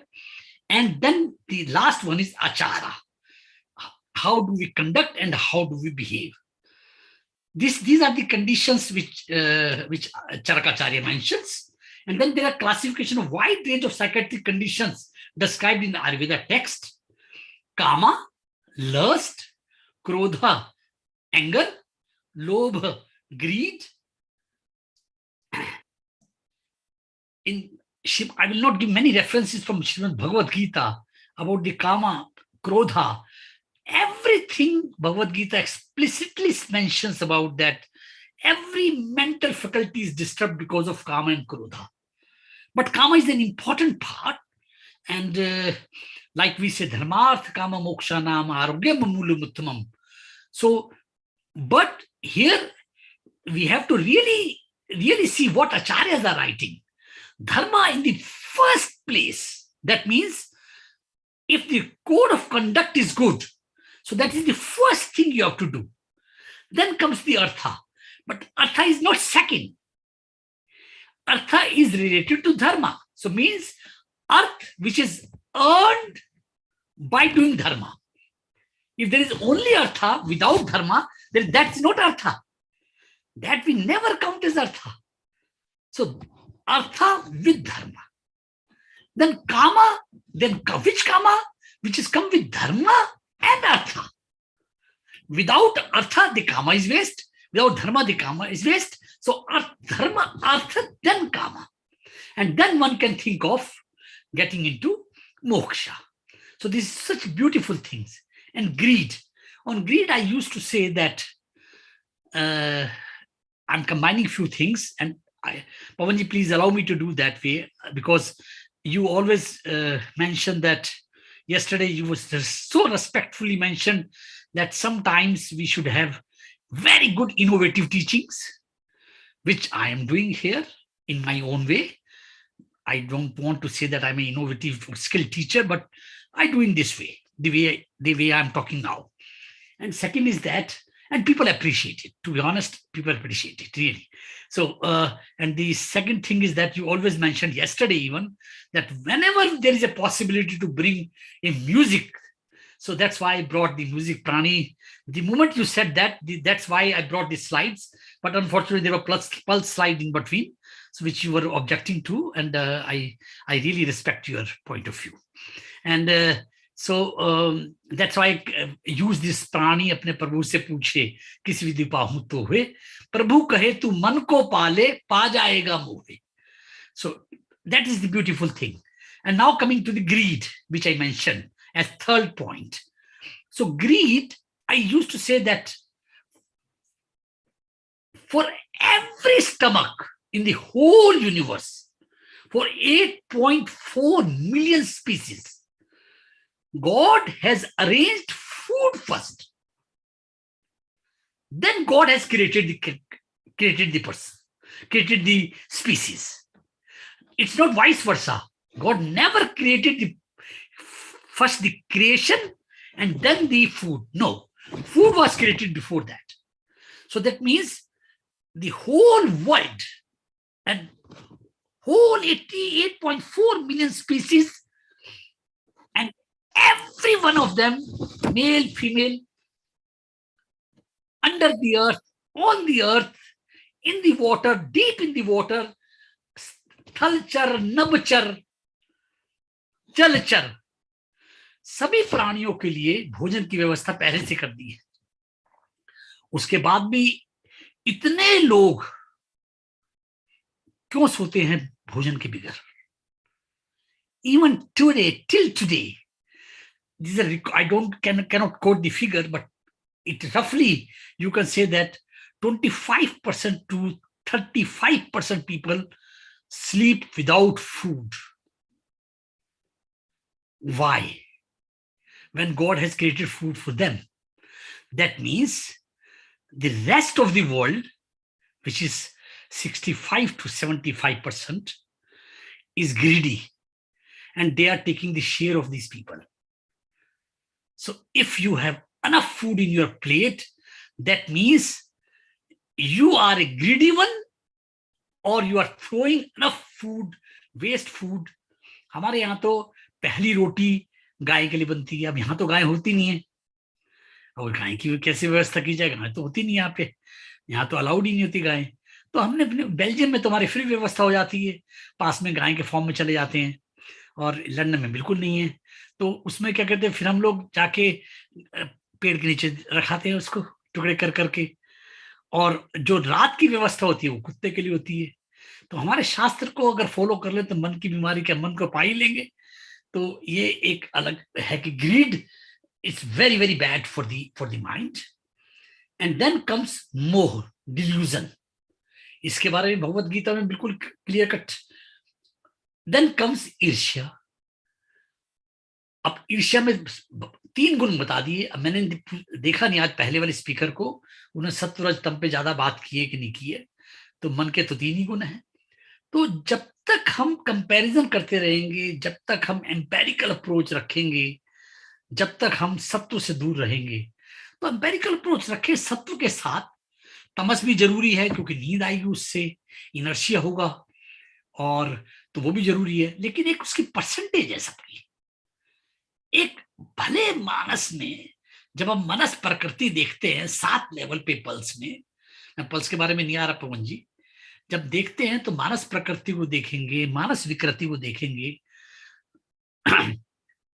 दूसरे और 6ठे level पे देखेंगे नाड़ी में, तब हम पाएंगे कि पल्स में ये मन में सत्व के जो है 60 से लेकर 70% अंश होने चाहिए और 20 से लेके 25% अंश होने चाहिए रजस के और 10 से लेके 15 तक या 10 तक ही तमस के अंश होने चाहिए। अगर हम किसी भी तरीके से इन अंशों को पहचान लेते हैं, दर्शन, स्पर्शन, प्रशन, अष्टविध परीक्षा, दशविध परीक्षा, इन सबको पहचान लेते हैं हम, तो हम इतनी लोगों की मदद कर सकते हैं इस बारे में, कुछ कहने की हद नहीं। और फिर हम उसके बाद एक प्रोग्नोस्टिक इवेल्युएशन भी बना सकते हैं उसका। तो हमने एक प्रोटोकॉल बनाया है। और नॉर्मली तो I don't believe in protocols, but चूंकि एलोपैथी डॉक्टर के साथ काम करते हैं आप, तो फिर आपको ये प्रोटोकॉल में बहुत बिलीव करते हैं, तो प्रोटोकॉल बनाना पड़ेगा। तो उसमें हम प्रोग्नोस्टिक कर सकते हैं, अगली बार आपने उसको क्या दिया, आपने उसको मानस मित्र वटकम दिया, आपने उसको ब्राह्मी धरत दिया, आपने केवल सिंपल कुछ भी नहीं करा, भ्रम रसायन दिया, ब्राह्मी रसायन दिया, या ब्रह्मवटी दिया, ब्राह्मी पानक दिया, आपने अगर सारस्वत चूर्ण दिया, शंख पुष्पी चूर्ण दिया, आपने कोई भी कॉम्बिनेशन किसी भी रूप में दिया उसको। हमारे यहाँ पे एक यूरोप में मेडिसिन रजिस्टर्ड है, इनफैक्ट मेरी मेडिसिन है वो, जो रजिस्टर्ड है यूरोपियन पार्लियामेंट, यूरोपियन कमीशन में, दैट इज कॉल्ड मनसत्वा। तो और इतनी ज्यादा उसकी सेल होती है, कुछ कहने के लिए। मैं तो खैर इंटेलेक्चुअल प्रॉपर्टी राइट्स है मेरे पास रॉयल्टी के। तो एनीवे, तो मानस मित्र वटकम बहुत अच्छा फॉर्मुलेशन है आयुर्वेद में। और एक फॉर्मुलेशन मैं लाया करता था भारत से, अब थोड़ी प्रॉब्लम से आ रही है उसमें, सारस्वता रिस्ट विद गोल्ड। तो फिर मैंने उसको भी सोल्यूशन निकाला। यहाँ पे एक वाइन आती है गोल्ड के साथ, तो मैंने उस वाइन को निकाल के उसमें गोल्ड लीव्स को निकाल लिया, फिर उसको अंदर सारस्वता रिस्ट में डाला, तो वो भी बड़ा अच्छा काम करती है। और फिर हम लोग स्वर्ण कल्प कराते हैं बच्चों को, वो बड़ा अच्छा काम करती है, स्वर्ण पराशन कल्प कराते हैं। तो ये सब आ गया। तो ईर्ष्या जो है ना, वो बहुत गंदी चीज है। रजस को बढ़ाती है, सत्व को कम करती है और तमस को बढ़ाती रहती है। और हमारे शास्त्र में कहा गया है, रात्रि को तो चलना ही नहीं चाहिए बाहर। रात को तो कौन चलता है, रात को तो चलना ही नहीं चाहिए। और भारत में तो रात को, अभी मुझे नहीं पता कि आप सब लोग कहाँ रहते हैं और किस तरह से खाने का संबंध है टाइम के हिसाब से। हमारा यहाँ पे 6 बजे खाना खत्म हो जाता है, बिल्कुल जैन वाला सिस्टम है यहाँ पे। हमें भी बहुत देर से लग खाना खाते 10-11 बजे, और उसको धीरे धीरे करते करते हम 6 पे ले आए। और 6 बजे के करीब लंदन में या यूके में या यूरोप में 6 से 7 बजे के बीच में कभी किसी को फोन मत कर देना, कभी भी, यहाँ के टाइम के हिसाब से। और इंडिया में तो मतलब ये है कि 10 बजे तो पूछना शुरू करते हैं क्या बनाएं आज, और उसके बाद तो फिर वो कहाँ से भोजन की व्यवस्था होगी। तो उस मामले में इंडिया वालों को तो जैन का धर्म अपना लेना चाहिए, और जैनियों के कारण जो मतलब 5 बजे तक खा के सो जाए, दिन छुपे, हमारे यहाँ कहते हैं जो। तो ये भी एक बड़ा अच्छा सिस्टम है, तो उससे ईर्ष्या कभी नहीं आएगी। फिर छठा है इसमें मद बहुत बड़ा टॉपिक है, यूफोरिया, इसको भी हम ज्यादा डिस्कस नहीं करेंगे अभी। 7वां है इसमें शोक, सौर और ग्रीफ।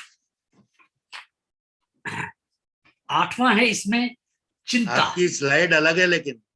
हाँ, स्लाइड तो मैंने वही रखी है ना जी, मेरे को नहीं तो आधा घंटा लग जाएगा स्लाइड को निकालने में ही। आधा घंटा तो टाइम पर। हाँ, निकल के ठीक है जी। जी। तो 8वीं जो है वो चिंता है, एंजाइटी। तो अपने आप तो मतलब जो लोग हिंदी अच्छी तरह जानते हैं उनको पता है कि अपने आप बोलते हैं चिंता चिता समान। चिंता चिता समान, जो चिंता में घुस गया वो अपनी चिता में घुस गया। फिर उद्वेग है, न्यूरोसिस। फिर भय है, फियर। जो हमने साइकेट्रिक कंडीशंस को आइडेंटिफाई किया है कॉम्बिनेशन ऑफ साइकोसोमेटिक डिसऑर्डर के साथ, वो भी मैंने 10 रूप में किया है। एक उन्माद साइकोटिक कंडीशंस हैं, अपस्मार कंसल्टेटिव डिसऑर्डर हैं, अपतंत्रिका हिस्टीरियास हैं, अतत्वाभिनिवेश ओसीडी या जिसको आप कंपल्सिव ऑब्सेसिव डिसऑर्डर्स कहते हैं, ऑब्सेसिव कंपल्सिव डिसऑर्डर, भ्रम इल्यूजन ऑफ वर्टिगो, तंद्रा drowsiness, clum, neurasthenia, mad mursha sannyas, loss of sensory perception leading to coma, madatya, alcoholism, gado duvega, hypochondriasis. तो ये हमने इसका एक प्रकार से वो किया. अब एक 8 पॉइंट जो हमने बनाए, एक बड़े सिंपल से, मुझे लगता है कि साइकेट्री सबसे सिंपल चीज है, बिल्कुल मुश्किल है ही नहीं ठीक करना, बिल्कुल मुश्किल नहीं है. और इन्होंने इतना मुश्किल कर दिया इसको, इस सब्जेक्ट को इतना मुश्किल. मेरी सिस्टर जो है अमेरिका में प्रोफेसर है साइकेट्री की, और मेरी जी कार्डियोलॉजी के प्रोफेसर है. अब मुझे जब बताती हैं वो साइको एनालिटिक कंडीशंस के बारे में, कैसे कैसे डॉक्यूमेंट बनाते हैं वो लोग, ओहो हो, मतलब वो बाल की खाल और खाल की खाल भी निकाल लेते हैं. पर बात आती है जब ठीक करने की, मेरे को उसको, मैंने तो उनसे पूछा एक बार, तो मेरी जीजी खुश होकर कहती है कि देखो नवीन, क्या है कि ये एक ऐसा फील्ड है कि इसमें एक बार कोई घुस जाएगा, मतलब घुस जाएगा, पेशेंट आ जाएगा, वो ठीक तो कभी होना नहीं है, वो परमानेंट क्लाइंट बन जाता है बस. ये कैसा फील्ड है. मेडिसिन, सर्जरी, आई, ENT, किसी ब्रांच को ले लो आप, सारे एक एक बार में ठीक होकर चले जाएंगे या मर जाएंगे. ये वाला क्लाइंट ना तो मरता है ना ठीक होता है. एक बार आ गया बस वो घूमता रहेगा, या आपके पास टिका रहेगा या कहीं और चला जाएगा. बस वो एक बार साइकेट्रिक क्लाइंट बना, सारी जिंदगी के लिए बनता रहा. तो इस विधा का तो ये है. इसीलिए साइकेट्रिक जो MD साइकेट्री है वो बहुत मोस्ट एक्सपेंसिव फील्ड है आज की डेट में. अल्ट्रासाउंड भी हो गया था एक जमाने में. तो एट फैक्टर्स हमने आइडेंटिफाई किए इसके. The first one, and this I'm giving the solutions now. Food consumed in a pleasant atmosphere. और मैं यहाँ के लोगों को संभालता हूँ, समझाता हूँ, क्योंकि यहाँ के लोग ज्यादातर अकेले होते हैं. और पूरे हॉलैंड में, स्विट्जरलैंड में बहुत लोग शादी नहीं करते हैं, तो हर रोज अपनी गर्लफ्रेंड या उनसे मिलते भी नहीं है. कुछ लोग बच्चे होते हैं, चले जाते हैं, तो उनको कहते हैं कि भाई एक प्लेट अपनी रख के, एक प्लेट भगवान के नाम की रख दो, उसमें थोड़ा भोजन रख दो, तो आपको लगेगा कि कहते हैं आप किसी के साथ खाना खा रहे हो. Food consume in a very pleasant atmosphere. कोई टीवी नहीं चलाना, कोई म्यूजिक नहीं सुनना, एकांत में कह के फूड को अच्छी तरह खाओ, अच्छी तरह से. और हमारे यहाँ तो पंगत की व्यवस्था है, अगर ऐसा हो जाए तो वो तो बात ही अलग हो जाएगी. Physical exercise to keep the body fit. Exercises should be selected according to the age, profession, constitution and season. Third one, an attitude with which one can analyze and discriminate between a beneficial and a non-beneficial is the basic requisite, either to select a food or an activity, even more so thoughts. So thoughts are very important. As I said in Vedas, thoughts are self-arising. Thinking is a choice. You can choose what you want to think, but the thoughts are self-arising. Achieving anything is the desire of the sensory organs.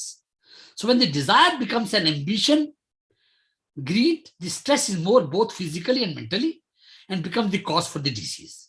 Thus, to be healthy, one needs to have control over the senses. तो भगवत गीता में भगवान श्री कृष्ण को दिखाते हैं वो senses को ही control कर रहे हैं. वो भगवत गीता में वो अश्व नहीं है, वो 5 सेंसेस को कंट्रोल कर रहे हैं भगवान जो है. और भगवत गीता को तो एक एक व्यक्तित्व जो है वो पूरा हमारी ह्यूमन फिजियोलॉजी में है. रामायण का एक एक व्यक्तित्व हमारी ह्यूमन फिजियोलॉजी में है. हम तो Ramayana in human physiology, Hanuman in human physiology, हम तो उसकी बात कर रहे हैं आज की डेट में. और यहाँ पे क्योंकि हम विदेश में है तो हम इस प्रकार से कर सकते हैं. इंडिया में तो धर्म को, आयुर्वेद को अलग कर दिया है. आयुर्वेद में कोई कहता है आयुर्वेद की बात करो, मेडिसिन की बात करो, वेद को हटा दो इसमें से. तो इंडिया में तो ऐसा हो गया है. हमने यहाँ पे आयुर्वेद में वेद ही किया है, और आयुर्वेद में जो सनातन धर्म के प्रिंसिपल्स उसको अडेप्ट किया है. Then fourth one is achieving anything is the desire of the sense organ. Desire, we covered it, sorry for that again. So needs to have control over the senses. Fifth one, willingness to share helps in keeping away from self-centeredness. Sharing, share, अब share करना जिसने सीख लिया, knowledge share करना सीख लिया, अपनी चीजों को शेयर करना सीख लिया, अष्टमांश को शेयर करना सीख लिया, तो उससे बहुत सेटिस्फेक्शन मिलती है। तो शेयरिंग के बारे में हमारा जोर है, और treating everyone equally without any prejudice, this bring in social wellbeing.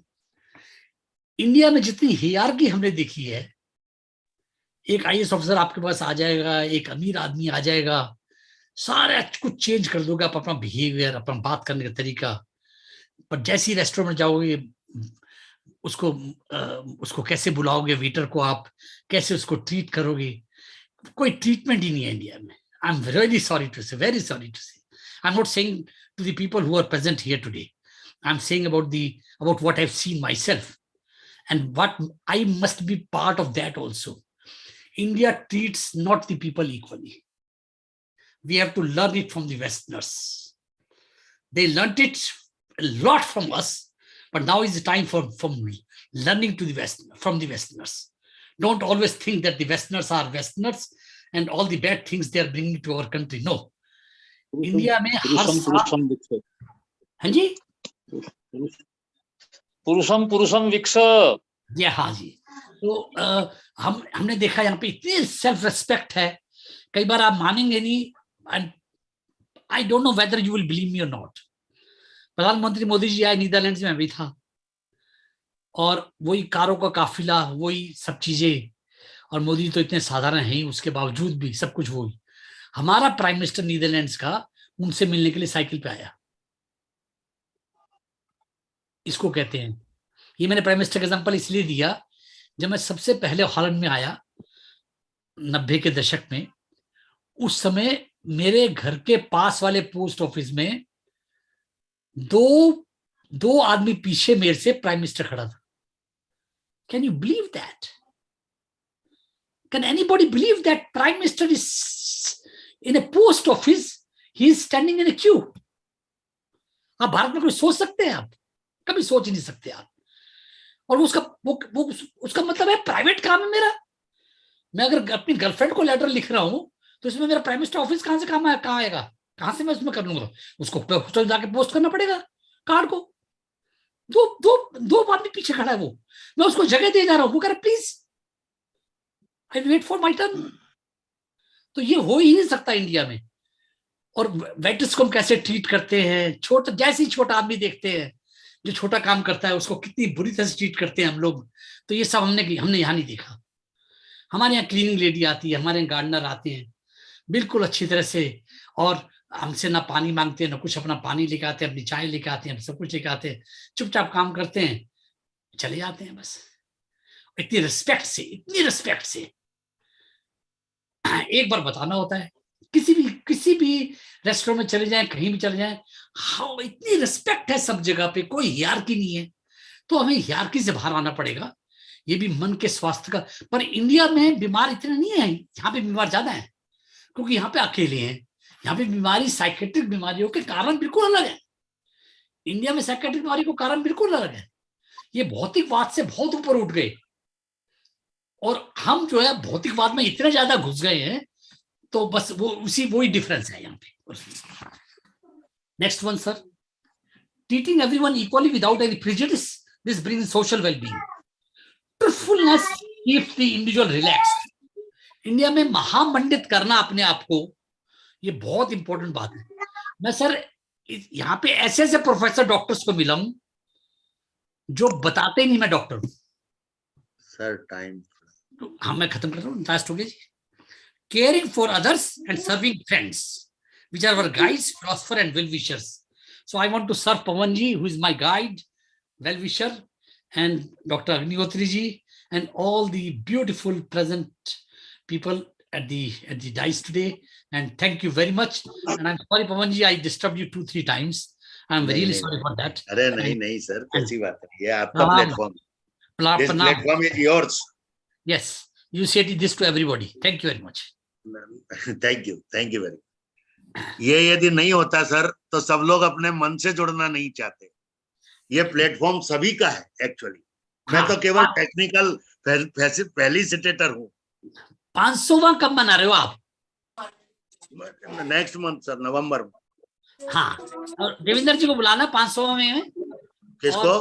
Devendra जी को, है? देवेंद्र त्रिगुणा को। वो तो इंडस्ट्री में ही बुला लेते आप कहते तो। 500 में जरूर बुलाना उनको, आप 500 में जरूर बुलाना, और उसमें मैं भी स्पीकर रहूंगा थोड़े 5 मिनट के लिए। हाँ, तो 500 में आपकी तरफ से 5 इंटरनेशनल पार्टिसिपेंट रहे, ये आपका दायित्व है। उससे क्या होगा? उससे क्या होगा?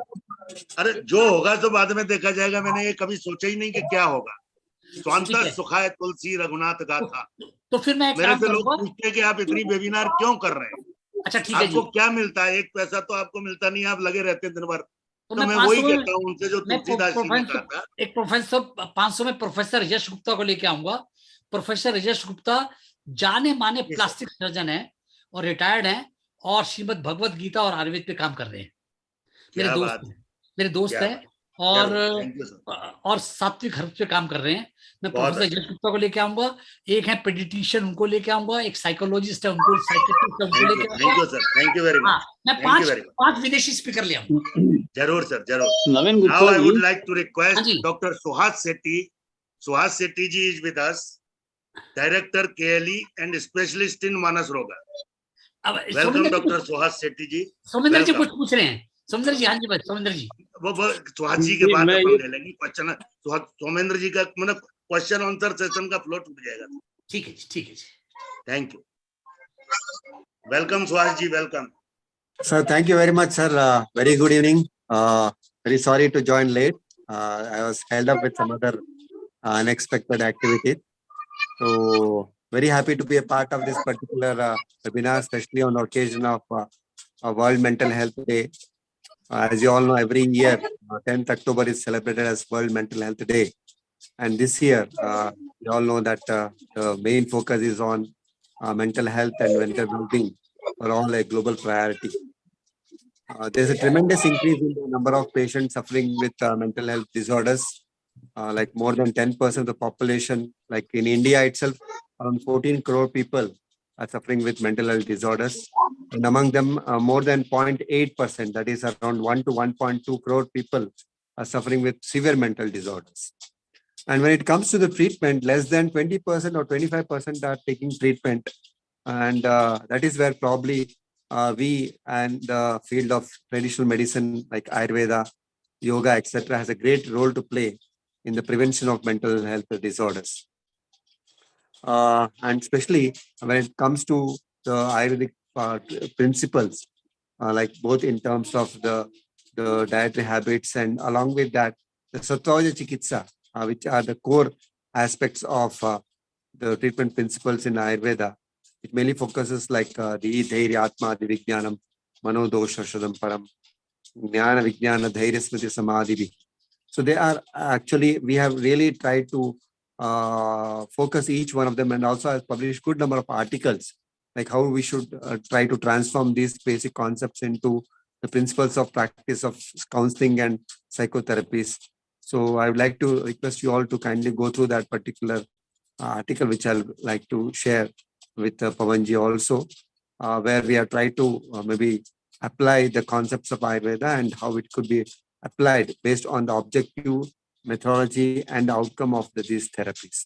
And especially the indication and contraindication of these therapies are also indicated. The most important aspect in the preventive psychiatry is about the food and the lifestyle, especially the Trayopastamba. The food, the sleep, and the ethical living will play a very vital role. And that has to be really been focused at this particular juncture. And especially when it comes to the chronic patient, because they already have been on medication for a longer time.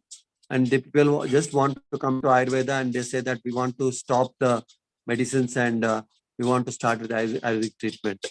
So it's very, very important that we have a rational aspects of how to taper these medications and how to maybe stop these medications. And that is why I really have felt that, especially when you do the Shodhana and when you do a good amount of the Vamana, Virechana, Basti, Nasya, and then probably if you start tapering these medications. And one very, very important aspect has been already been guided by my teachers that chronic patients always try to add some form of Agada Prayoga. Agada Prayoga, especially like Bilwadi Agada, Dushi Vishari Agada, and Kalyanaka Grita, Maha Kalyanaka Grita, etc. When you add to our prescription, definitely you get a better results. And once you do the treatment, I think the use of the Rasayana, especially the Maitya Rasayana, plays a very vital role. We have two components of Maitya Rasayana, one which are acting on the Dhi, the other one which is acting on the Dhriti and Smriti aspects. So if we can select these treatments, I think we can be able to manage many of the, because the severe mental disorders which may require the antipsychotics or severe disorders are very less, maybe amounting to around 10 to 15%. But most of the disorders can be prevented and managed very well with the core principles of Ayurveda. We have a great potentials. I think even the NCSM and the Ministry of Ayush, they are celebrating the Ayurveda Day through Har Din Har Ghar Ayurveda. And this week they have special programs being arranged for the care of the mental well-being. And I think if we can create awareness among the people and especially remove the social stigma and discrimination, which has been a great hindrance in the health-seeking behavior among the general public, I think we can do a lot. So I would like to conclude saying that if you are involved in Nityam Hita Ahar Vihara Sevi, Samikshakari Vishesh Vasaktaha, Dataha Samaha Satyaparaha, Kshamavan Aptopasevi Cha Bhavanti Roga. If you are involved in constant intake of regular food diet, if you have a regular, good, healthy lifestyle, if you are sensitively detached, have the control over your sense organs, you are kind and compassionate, and if you are able to have the ability to forgive people for their mistakes and have the ability to respect the elders, I think you can be away from most of the physical and mental disorders. So thank you very much, Pavanji, and again, wishing this program a grand success. Thank you very much.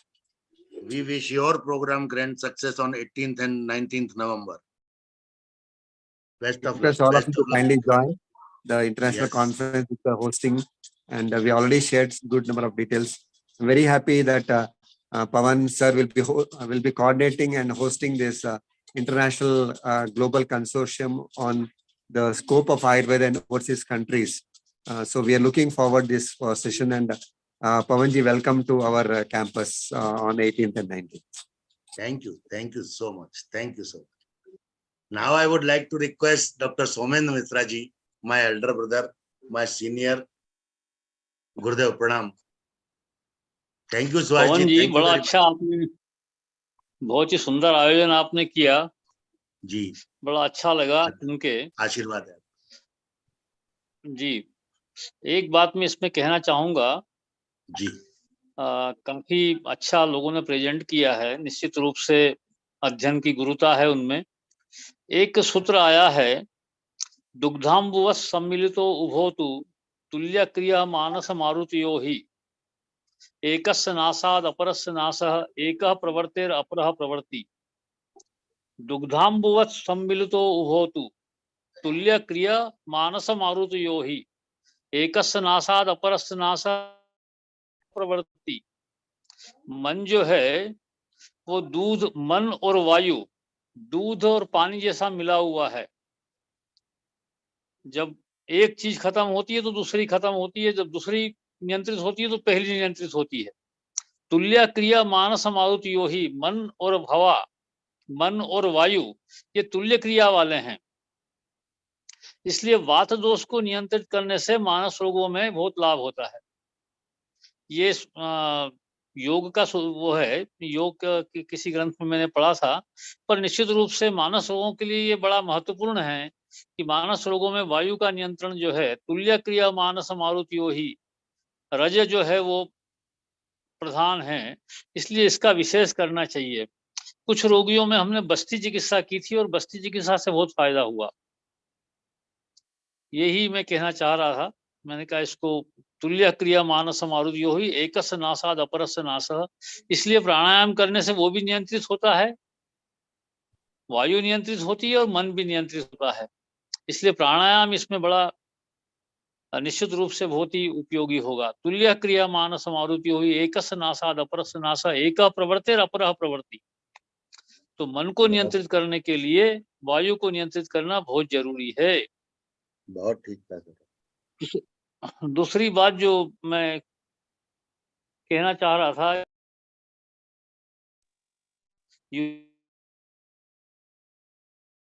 है पंडित सत्यदेव जी वासिष्ठ का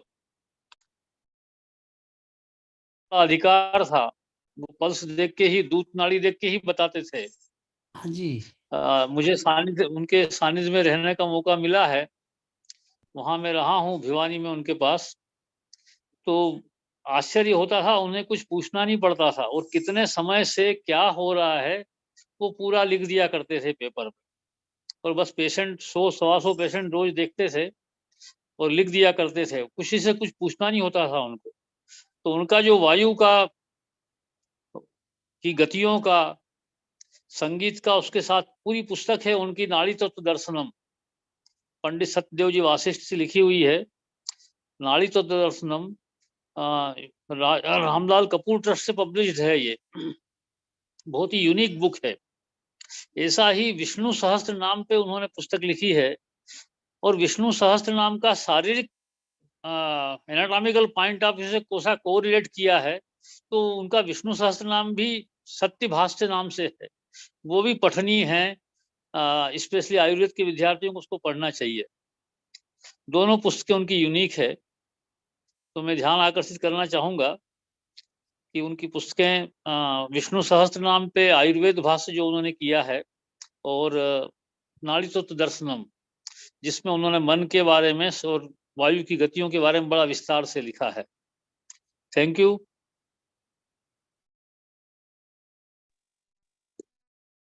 thank you sir, thank you very much. आप music की बात कर रहे थे। Music एक ऐसी चीज है कि जो निश्चित मानसिक रोगों में बहुत लाभकारी है। मैं इसीलिए अपने आदरणीय विवेक जोशी जी को आमंत्रित करता हूं। विवेक जोशी जी पॉपुलर सरोद प्लेयर हैं और स्ट्रेस रिलैक्सेशन में और एंजाइटी में he is music expert and music therapy expert both. So I would like to request humbly to Shri Vivek Joshi ji for guidance. Welcome, please unmute yourself. नमस्कार। नमस्कार। यस, नमस्कार। आ रही आवाज? आ रही क्लियर आ रही। धन्यवाद कल कुछ है जी, मैं ज्वाइन नहीं हो सका, तो म्यूजिक थेरेपी फॉर मेंटल, यही तो मेरा फोकस रहा शुरू से। फिजिकल प्रॉब्लम्स के लिए बहुत सारी चीजें हैं, एनाल्जेसिक्स से लेकर एंटीबायोटिक्स तक। मन को कैसे लुभाना है ये म्यूजिक ही कर सकता है। जो मैंने 25 हॉस्पिटल कॉन्सर्ट्स में क्लिनिकल ऑब्जर्वेशन आप कह सकते हो उसको, ये किया मैंने।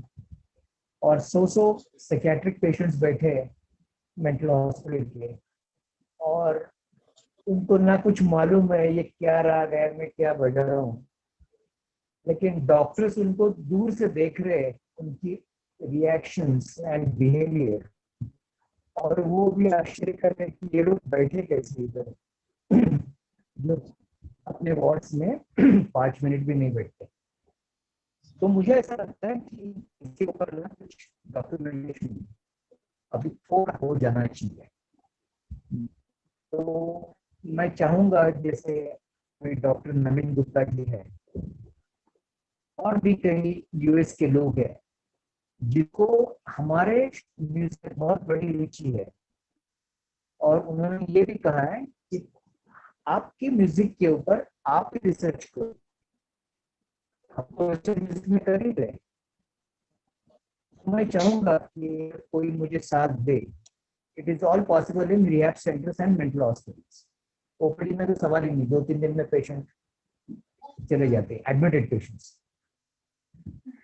तो मैं पंडित रविशंकर जी ने जो काम किया यूरोप में कि आँख बंद करके प्ले, तो वहाँ के लोगों ने पूछा कि आप पढ़ते नहीं हो क्या नोट्स को? बोले हमारे आध्यात्मिक ये प्रवास है हमारा, हम लोगों को पढ़ने की जरूरत नहीं होती, हम अंदर के अंदर पढ़ते हैं और बजाते हैं। तो thank you very much sir, मुझे आपने आज इशारा किया एंड लकीली मैं आज प्रस्तुत हूँ आपके सामने। बहुत बहुत धन्यवाद कभी सर, मैं बहुत मौका, बहुत हाँ किसी कॉन्फ्रेंस में ना, कभी भी आप भोपाल में थैंक यू। कॉन्फ्रेंस के बाद उसमें कोई म्यूजिक थेरेपी टॉपिक नहीं होगा, ओनली कल्चरल प्रोग्राम बजाऊंगा तबले के साथ। बहुत अच्छा सर, बहुत ही अच्छा हो। Thank you sir. Thank you very much.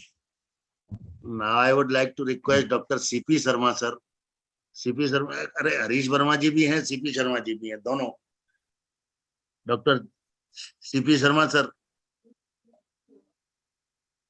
प्रणाम प्रणाम सर, प्रणाम, स्वागतम। जी सर, नमस्कार नमस्कार जी, नमस्कार। Dr. CP Sharma is ex-joint director, MP government, AYUSH, and based at Gwalior. He was principal also. So welcome sir. चलिए, पवन जी ने हमारा काफी लंबा चौड़ा दे दिया परिचय सर। मालिक आप हो, मालिक आप, हम तो सूत्रधार हैं बस।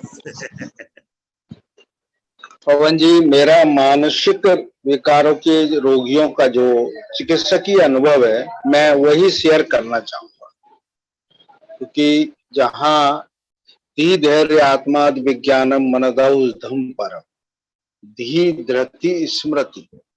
अभी हमारे डॉक्टर केली वाले डॉक्टर साहब ने, जोशी जी ने, केली से सुहास शेट्टी साहब ने बताया था कि इसमें हमें ये सब चीजों को कैसे मैनेज करना है। तो उसमें हमारा और हमारे सीनियर, मेरे वरिष्ठ डॉक्टर सोमेन जी ने जो वो बताया, वो बिल्कुल तत्वात्मक अभिव्यक्ति थी, जहां हमें मन और बात ये दोनों का मैनेजमेंट करना है।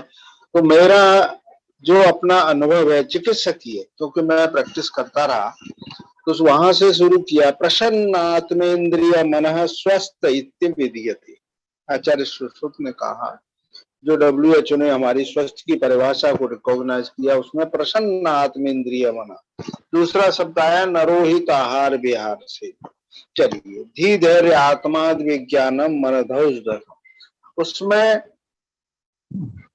रसायन, मेद रसायन को क्लासिफाई किया अपन ने, धी और धृति और स्मृति।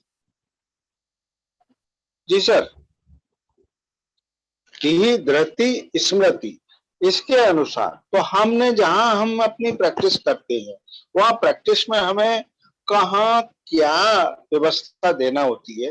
तो जो मेरा जो पंचकर्म में की व्यवस्था में, मैं पेशेंट को शिरोपिच्छु, शिरोधारा, शिरोबस्ती, इन सब चीजों के माध्यम से मानसिक रोगों का चिकित्सकीय व्यवस्थापन करने का प्रयास करता हूं, जिसमें हम हमारे जो वायु है,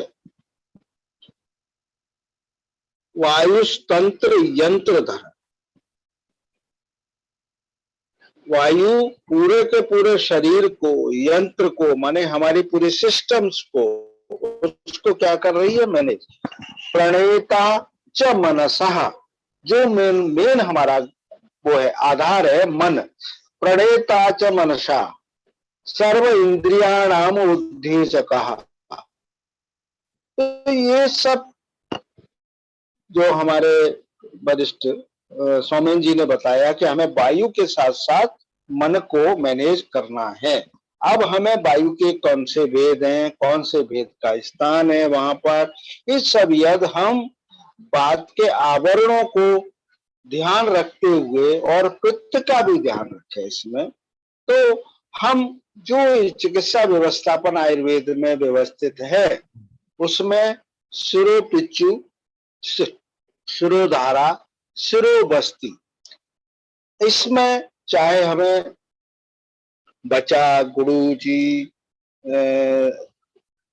जटामांसी, जो हमारे वैद्य द्रव्य है उनके माध्यम से। साथ ही एक अभी और बात आ रही थी जिसमें गोल्ड के साथ सारस्वतारिष्ट का, ये भी बहुत अच्छे रिजल्ट देता है। हमारा डॉक्टर नवीन जी ने जो एक प्रिपरेशन बताया था मानस मित्र वटकम, ये एसकेएम फार्मा का और वैद्य रत्नम के प्रिपरेशन है, बहुत अच्छे रिजल्ट ओरिएंटेड हैं।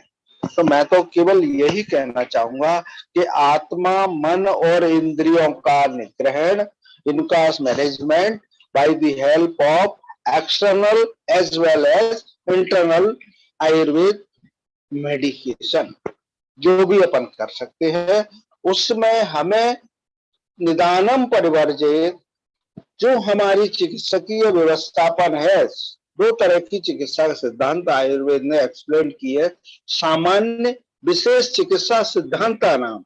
तो सामान्य चिकित्सा सिद्धांत में क्षीरा वर्धकव्या, वृद्धाह्रासव्यव्या, समापालितव्या, इसी में हमें हर्षण, एक हर्षण शब्द आया बीच में मनोनिग्रह में, हर्षण चिकित्सा, इसमें रोगी डिप्रेशन में जाता है, उसको मेनिया होता है, उसको मेलनकोलिया होता है, उसको मानसिक, तो उस स्थिति में उसको अपन मानसिक रूप से भी बूस्टअप करें, चाहे वो by the help of external application of mental tonic और by the help of internal medication.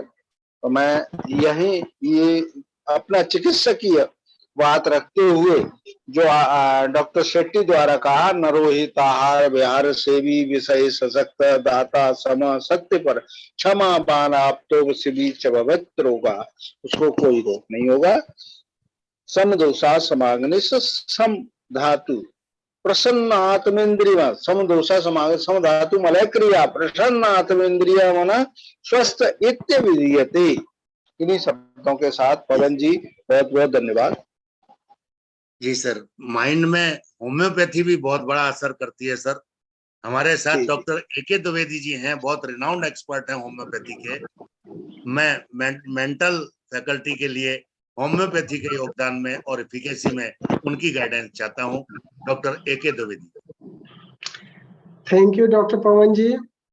और इससे पहले चूंकि बहुत सारे लोगों ने बोल चुका है तो मैं डायरेक्ट मेंटल हेल्थ पे न बात करते हुए होम्योपैथी की ही बात करता हूँ, क्योंकि आयुर्वेदिक का इससे अच्छा सारगर्भित वेबिनार मुझे नहीं लगता कि कोई हो सकता था मेंटल हेल्थ पर। सभी ने बहुत अच्छा अपना प्रेजेंटेशन दिया। मैं जैसा कि सुन रहा था तो इंडिविजुअलाइजेशन पर भी बात की गई है इसमें, और होम्योपैथी में इंडिविजुअलाइजेशन पे बहुत ज्यादा ध्यान दिया जाता है कि हर व्यक्ति जो है वो इंडिविजुअल होता है, तो हम उसके शारीरिक हेल्थ के साथ साथ उसके मानसिक हेल्थ की बात अवश्य करते हैं। तो हम लोग जो देखते हैं, जितना हमारे पास पेशेंट आते हैं, अगर मैं उनकी बात करूं तो जो सबसे ज्यादा अभी पेरेंट्स लेकर के आते हैं कि उनके बच्चों में गुस्सा बहुत ज्यादा आता है। तो गुस्सा को कम करने के लिए हमारे पास होम्योपैथी में दवाइयां हैं। अगर कहीं आपने आर्टिकल पढ़ा होगा या कभी सुनने में आया होगा, अगर मदर जो प्रेग्नेंट है उस प्रेग्नेंट मदर को कैमोमिला नामक होम्योपैथिक दवाई दे दी जाए तो उसका जो बच्चा होगा वो उसमें गुस्सा नहीं होगा। ऐसा आर्टिकल कई बार प्रकाशित हुआ है, कई बार समाचार पत्रों ने भी प्रकाशित किया है कि होम्योपैथी में ऐसी दवाइयां हैं कि जो हम अगर मदर को खिला दें तो उसके बच्चे का भी गुस्सा ठीक हो सकता है। अगर वो प्रेग्नेंट वुमेन है या लैक्टेटिंग वुमेन है तो उसका बच्चा अगर मिल्क पिएगा और वो मदर को अगर हम कैमोमिला नामक दवाई देते हैं तो उसके बच्चे का भी गुस्सा ठीक हो सकता है। तो गुस्सा को ठीक करने के लिए हमारे पास बहुत अच्छी दवाई है, दैट इज द कैमोमिला। और नक्स वोमिका है, नक्स वोमिका जो है वो मेल्स के लिए है और कैमोमिला प्रेफरेबली फीमेल्स के लिए है। नक्स वोमिका हमारे ऐसे मेल पुरुषों के लिए है जो दिन भर सिगरेट पीते रहते हैं या शराब पीते रहते हैं और घर में जाकर के गुस्सा करते हैं या छोटी छोटी बातों पर गुस्सा हो जाते हैं। उनको यदि रात में नक्स वोमिका का 1 डोज दे दिया जाए तो उनका गुस्सा कम हो सकता है। इसी तरीके से सिग्रिया इज द मेडिसिन जो अपने गुस्से को दबाते हैं और बाद में वो फूट करके बाहर निकलता है, तो सप्रेशन ऑफ एंगर के लिए there is a medicine that is the staphysagria. उसी तरीके से लाइकोपोडियम है, अगर हम अपने काम को सही तरीके से कर नहीं पाते हैं और उसके कारण हमको गुस्सा आता है, तो दैट इज द लाइकोपोडियम। उसके आगे एक जो सबसे बड़ी आजकल परेशानी होती जा रही है, डर लगना, फियर। फियर भी एक मानसिक रोग है। हर छोटी छोटी बातों से लोगों को डर लगने लगता है। तो फियर को कम करने के लिए argentum nitricum is the medicine, then aconite napellus is the medicine, then stramonium is the medicine and anacardium. Anacardium और भी कई मेंटल डिसऑर्डर्स के लिए यूज होती है, जैसे फॉरगेटफुलनेस के लिए या फिर सुइसाइडल थॉट्स के लिए या लैक ऑफ करेज के लिए।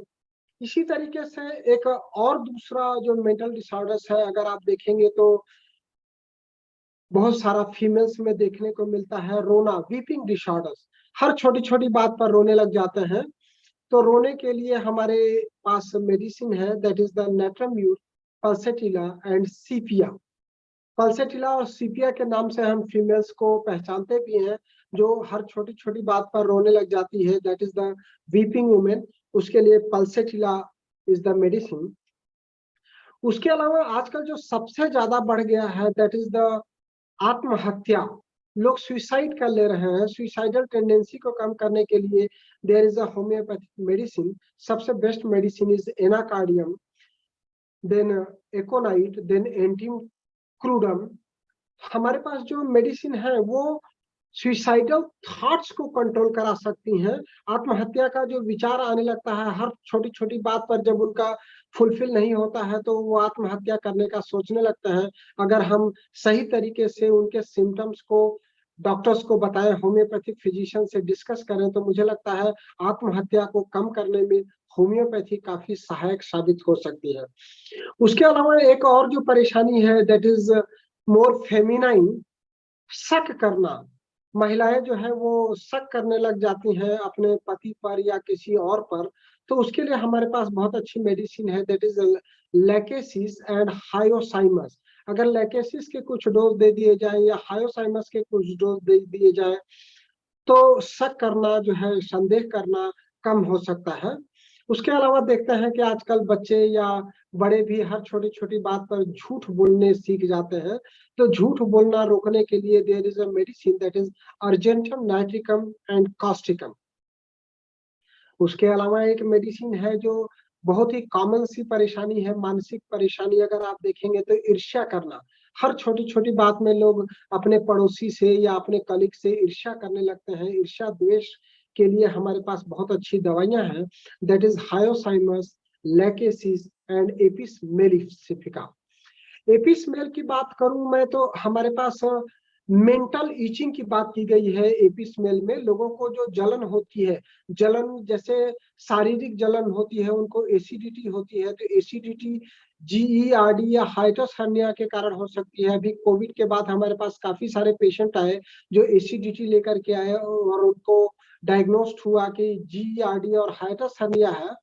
तो इस तरह की परेशानी के लिए हम लोग कैप्सिकम दे सकते हैं या इग्निशिया दे सकते हैं। Ignatia is the best medicine. लेकिन जो मानसिक मेंटल जलन है, मानसिक ईर्ष्या है, उसके लिए apis mel is the right medicine. इसके अलावा अगर मैं बात करूं तो और जो दूसरी परेशानियां हैं उसमें बाइपोलर डिसऑर्डर्स है, उसके लिए भी होम्योपैथी में काफी अच्छा मेडिसिन है, मेडिकेशंस है। उसके अलावा जो फोबिया है लोगों में, अगर आप देखेंगे तो कुछ लोग बात करते हैं कि वो लिफ्ट में नहीं जा सकते हैं, इसके लिए उनको सीढ़ियों से जाना पड़ता है, या कुछ लोग फ्लाइट में नहीं जा सकते हैं, या कुछ लोगों को रोड क्रॉस करने में परेशानी होती है। तो इस तरह की जो परेशानी होती है उसके लिए भी हमारे पास there is a medicine, lachesis and argentum nitricum. तो मुझे लगता है कि मैंने काफी कुछ कवर कर लिया है और बहुत छोटे से उसमें, चूंकि बहुत काफी टाइम से चल रहा है ये लेक्चर, तो मुझे लगता है कंक्लूडिंग के लिए होम्योपैथी का इतना रिमार्क आयुष को फुलफिल करने में काफी सहायक होगा, क्योंकि आयुर्वेद की बात की गई है, योग की बात की गई है, वेदास की बात की गई है, तो होम्योपैथी में इतना अगर हम करते हैं तो मुझे लगता है ये आयुष समृद्धि सेमिनार को काफी फुलफिल करेगा। Thank you Pavan ji, thank you, good बहुत नाइट। बहुत धन्यवाद साहब, आपने तो ऐसा चमत्कारी बातें बताई। हमारे यहाँ एक कहावत है उर्दू में कि शक की दवा हकीम लुकमान के पास भी नहीं है, ऐसा कहा जाता है, जनरली एक कहावत है। लेकिन आपने शक की, ईर्ष्या की, रोने की, जय हो जय हो, अरे ये तो बड़ा गजब रहा। अग्निहोत्री जी कुछ बोलिए। जी बहुत बहुत धन्यवाद हरीश जी, हरीश सर। हमने देखा है कि जब भी हमारे द्विवेदी जी और त्रिपाठी जी, ये दो लोग जब होम्योपैथी से जुड़ते हैं तो पूर्व के वक्ताओं का जो लबलुआब होता है वो अलग रह जाता है और ये लोग बाजी मार ले जाते हैं। इन्हें चाहे बीच में बुलवाइए, सुबह बुलवाइए, चाहे अंत में बुलवाइए। बहुत ही द्विवेदी, बहुत अच्छा लगा और मुझे बड़ी खुशी है। शक की दवा भी कहीं है, ये तो मेरे को पहली बार सुनाई पड़ा। अब ये तो बड़ा, आप इसको हाईलाइट करके, ये तो हर सुबह शाम एक बीवी को एक सिंगल डोज देती नहीं चाहिए, यूनिवर्सल बीवियों। ब्रेकिंग न्यूज बनाइए इसे। कुछ मिनट हो तो मैं आपको और लेना चाहूंगा। हमारे एक बड़े भाई परम मित्र है, एक पेडियाट्रिशियन है, उनकी वाइफ से रोज उनका झगड़ा हो जाता था। तो बोले यार अश्विनी कुछ ऐसा कर कि मेरी वाइफ का थोड़ा गुस्सा कम हो जाए, ये रोज झगड़ा करती है रात को। तो मैं बोला भाई साहब आप उसको दवाई कैसे दोगे, कुछ उसको बीमारी हो तब तो दवाई दी जाएगी, अगर उसको बोलोगे कि गुस्सा का दवाई है तो खाएगी नहीं। दोनों पति पत्नी डॉक्टर थे, वाइफ गायनेकोलॉजिस्ट थी और हस्बैंड जो है वो पेडियाट्रिशियन थे। तो उन्होंने बोला कि उनको सिर दर्द होता है, तो सिर दर्द के लिए हम लोग एग्री हो गए कि सिर दर्द की दवाई देंगे तो वो ले भी लेंगी आसानी से। तो हमने कैमोमिला उनको दिया, तो कैमोमिला का इतना अच्छा असर रहा कि आज 20 साल हो गया, वो हस्बैंड वाइफ का झगड़ा खत्म हो गया। कैमोमिला से ही उनका सिर दर्द भी ठीक हो गया, उनका गुस्सा कम हो गया और लड़ाई होना बंद हो गया। तो ऐसे कई सारे एग्जाम्पल्स हैं। तो आप शक के लिए भी, संदेह करने के लिए भी आप लैकेसिस यूज करके देख सकते हैं। लैकेसिस जब भी दी जाएगी तो लो पोटेंसी में दी जाएगी, 6 या 30 में, और प्रेफरेबली मॉर्निंग में ही दी जाएगी। बहुत खूब, बहुत खूब, बहुत खूब साहब, ये तो बड़ा गजब बता दिया। ये तो हर वाइफ के लिए और हर नेता के लिए जरूरी है। बिल्कुल, कैमोमिला जो है वो देने से वाइफ का गुस्सा कम हो जाता है, टेस्टेड एंड ट्रायल। ये तो आपने बड़ी मास्टर की पकड़ी साहब, मास्टर की पकड़ी। हरीश जी स्वागत है, हरीश जी बैठे। अब शायद लोग जो शादी करने से डरते होंगे वो भी शादी करने की हिम्मत कर सकते हैं। क्या बात, क्या बात। नमस्कार सर। अग्निहोत्री जी एक बार इनसे वो दवाई पूछ लो वैन की। अभी मैं आपके प्रेजेंटेशन पे अभी कमेंट नहीं कर रहा हूँ, बाद में करूंगा, बहुत सोच के रखा हुआ है। नहीं वैन की दवाई पूछ लो, वैन की दवाई, वैन की। वहम में ही तो है, शक और वहम एक ही चीज होती है भाई, ये तो भाषा का अंतर है। अच्छा शक वहम में एक चीज नहीं है भाई साहब। अरे भाई आप भी, आप कहते हैं हिंदी में वार्ता करेगा, आप हिंदी नहीं पढ़ पा रहे। शक वहम डाउट। अग्निहोत्री जी आप चार जनों से पूछ रहे, शक और वहम अलग अलग चीज है। अरे भाई अब शक और वहम में ही अगर वहम हो गया तो मुश्किल हो जाएगा। ये तो हद ही हो गई। तो शब्द कल्पद्रुम में जाना पड़ेगा, वाचस्पत्य में। हाँ वहां मिल जाएगी, वहां शक और वहम में ढूंढ के दिखाऊंगा आपको। पर ये शायद हो सकता है ये वर्ड जो है दोनों यूनानी, ये उर्दू का वर्ड है ये। हाँ शंका कर लीजिए ना, शंका। शक को शंका कर लीजिए, वहम तो कुछ और चीज है। डाउट अंग्रेजी में बड़ा आसानी से निकल जाते, डाउट। नहीं बहम माने सर, बहम माने कंफ्यूजन। ये है बहम माने कंफ्यूजन और शक माने डायरेक्ट आ जाओ भैया सामने। और मिसअंडरस्टैंडिंग, हाँ मिसअंडरस्टैंडिंग माने बहम। बहुत मुश्किल पड़ जाएगा, भाषा मत फंसाइए।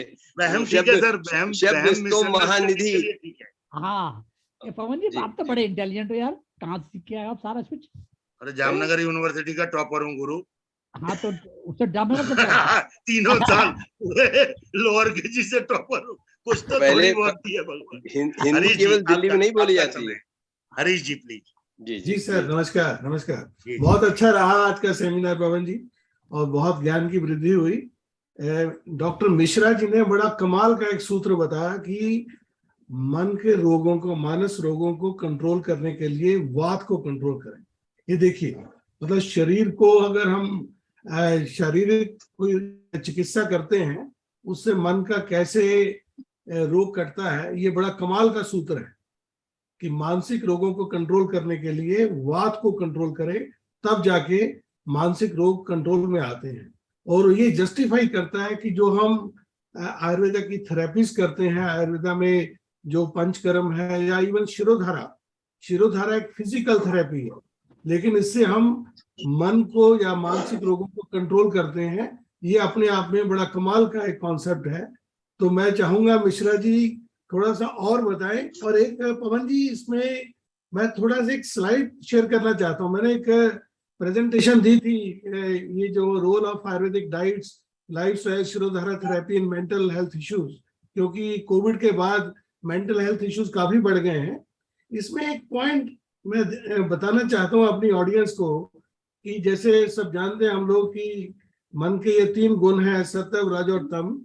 और आयुर्वेद का जो सिद्धांत है, हम तामसिकता से सात्विकता की तरफ आते हैं।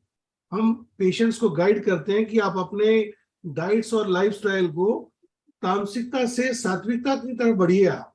तो उससे भी, और मैं ये इसका आंसर चाहूंगा मिश्रा जी से कि क्या ये कॉन्सेप्ट बिल्कुल ठीक है।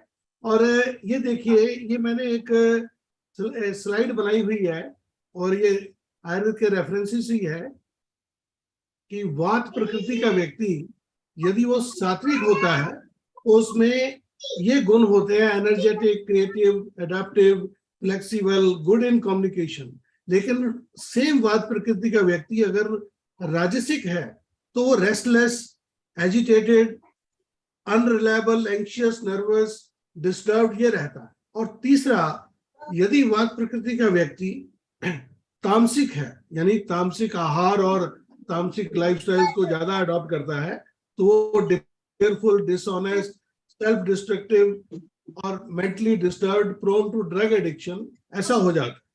उसी तरह पित्त प्रकृति का व्यक्ति यदि सात्विक है तो वो clear, perceptive, intelligent, friendly, leadership abilities उसमें होती है।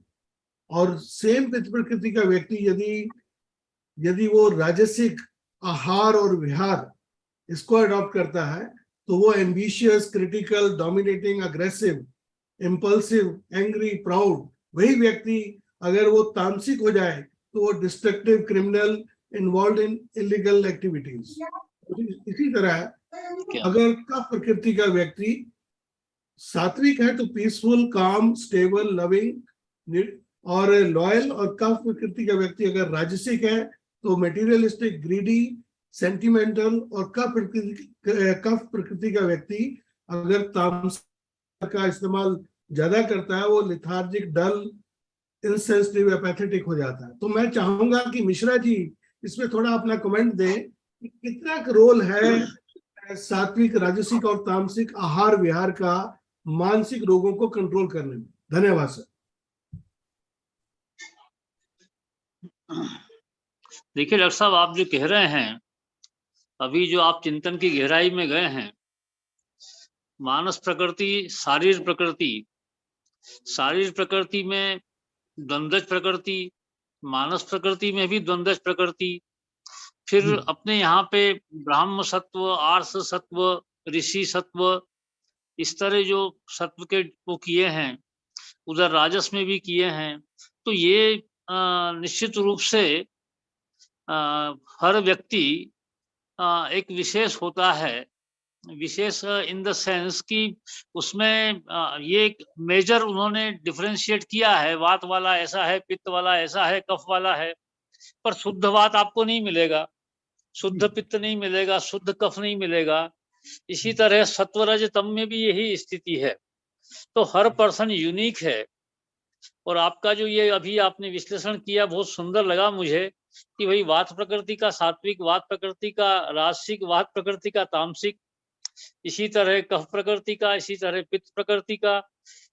तो निश्चित रूप से सत्व की स्थिति और दोष की स्थिति, मन और शरीर, शरीर की प्रकृति दोषों के हिसाब से, मन की प्रकृति रजतम के हिसाब से अपनी यहाँ वर्गीकृत की गई है।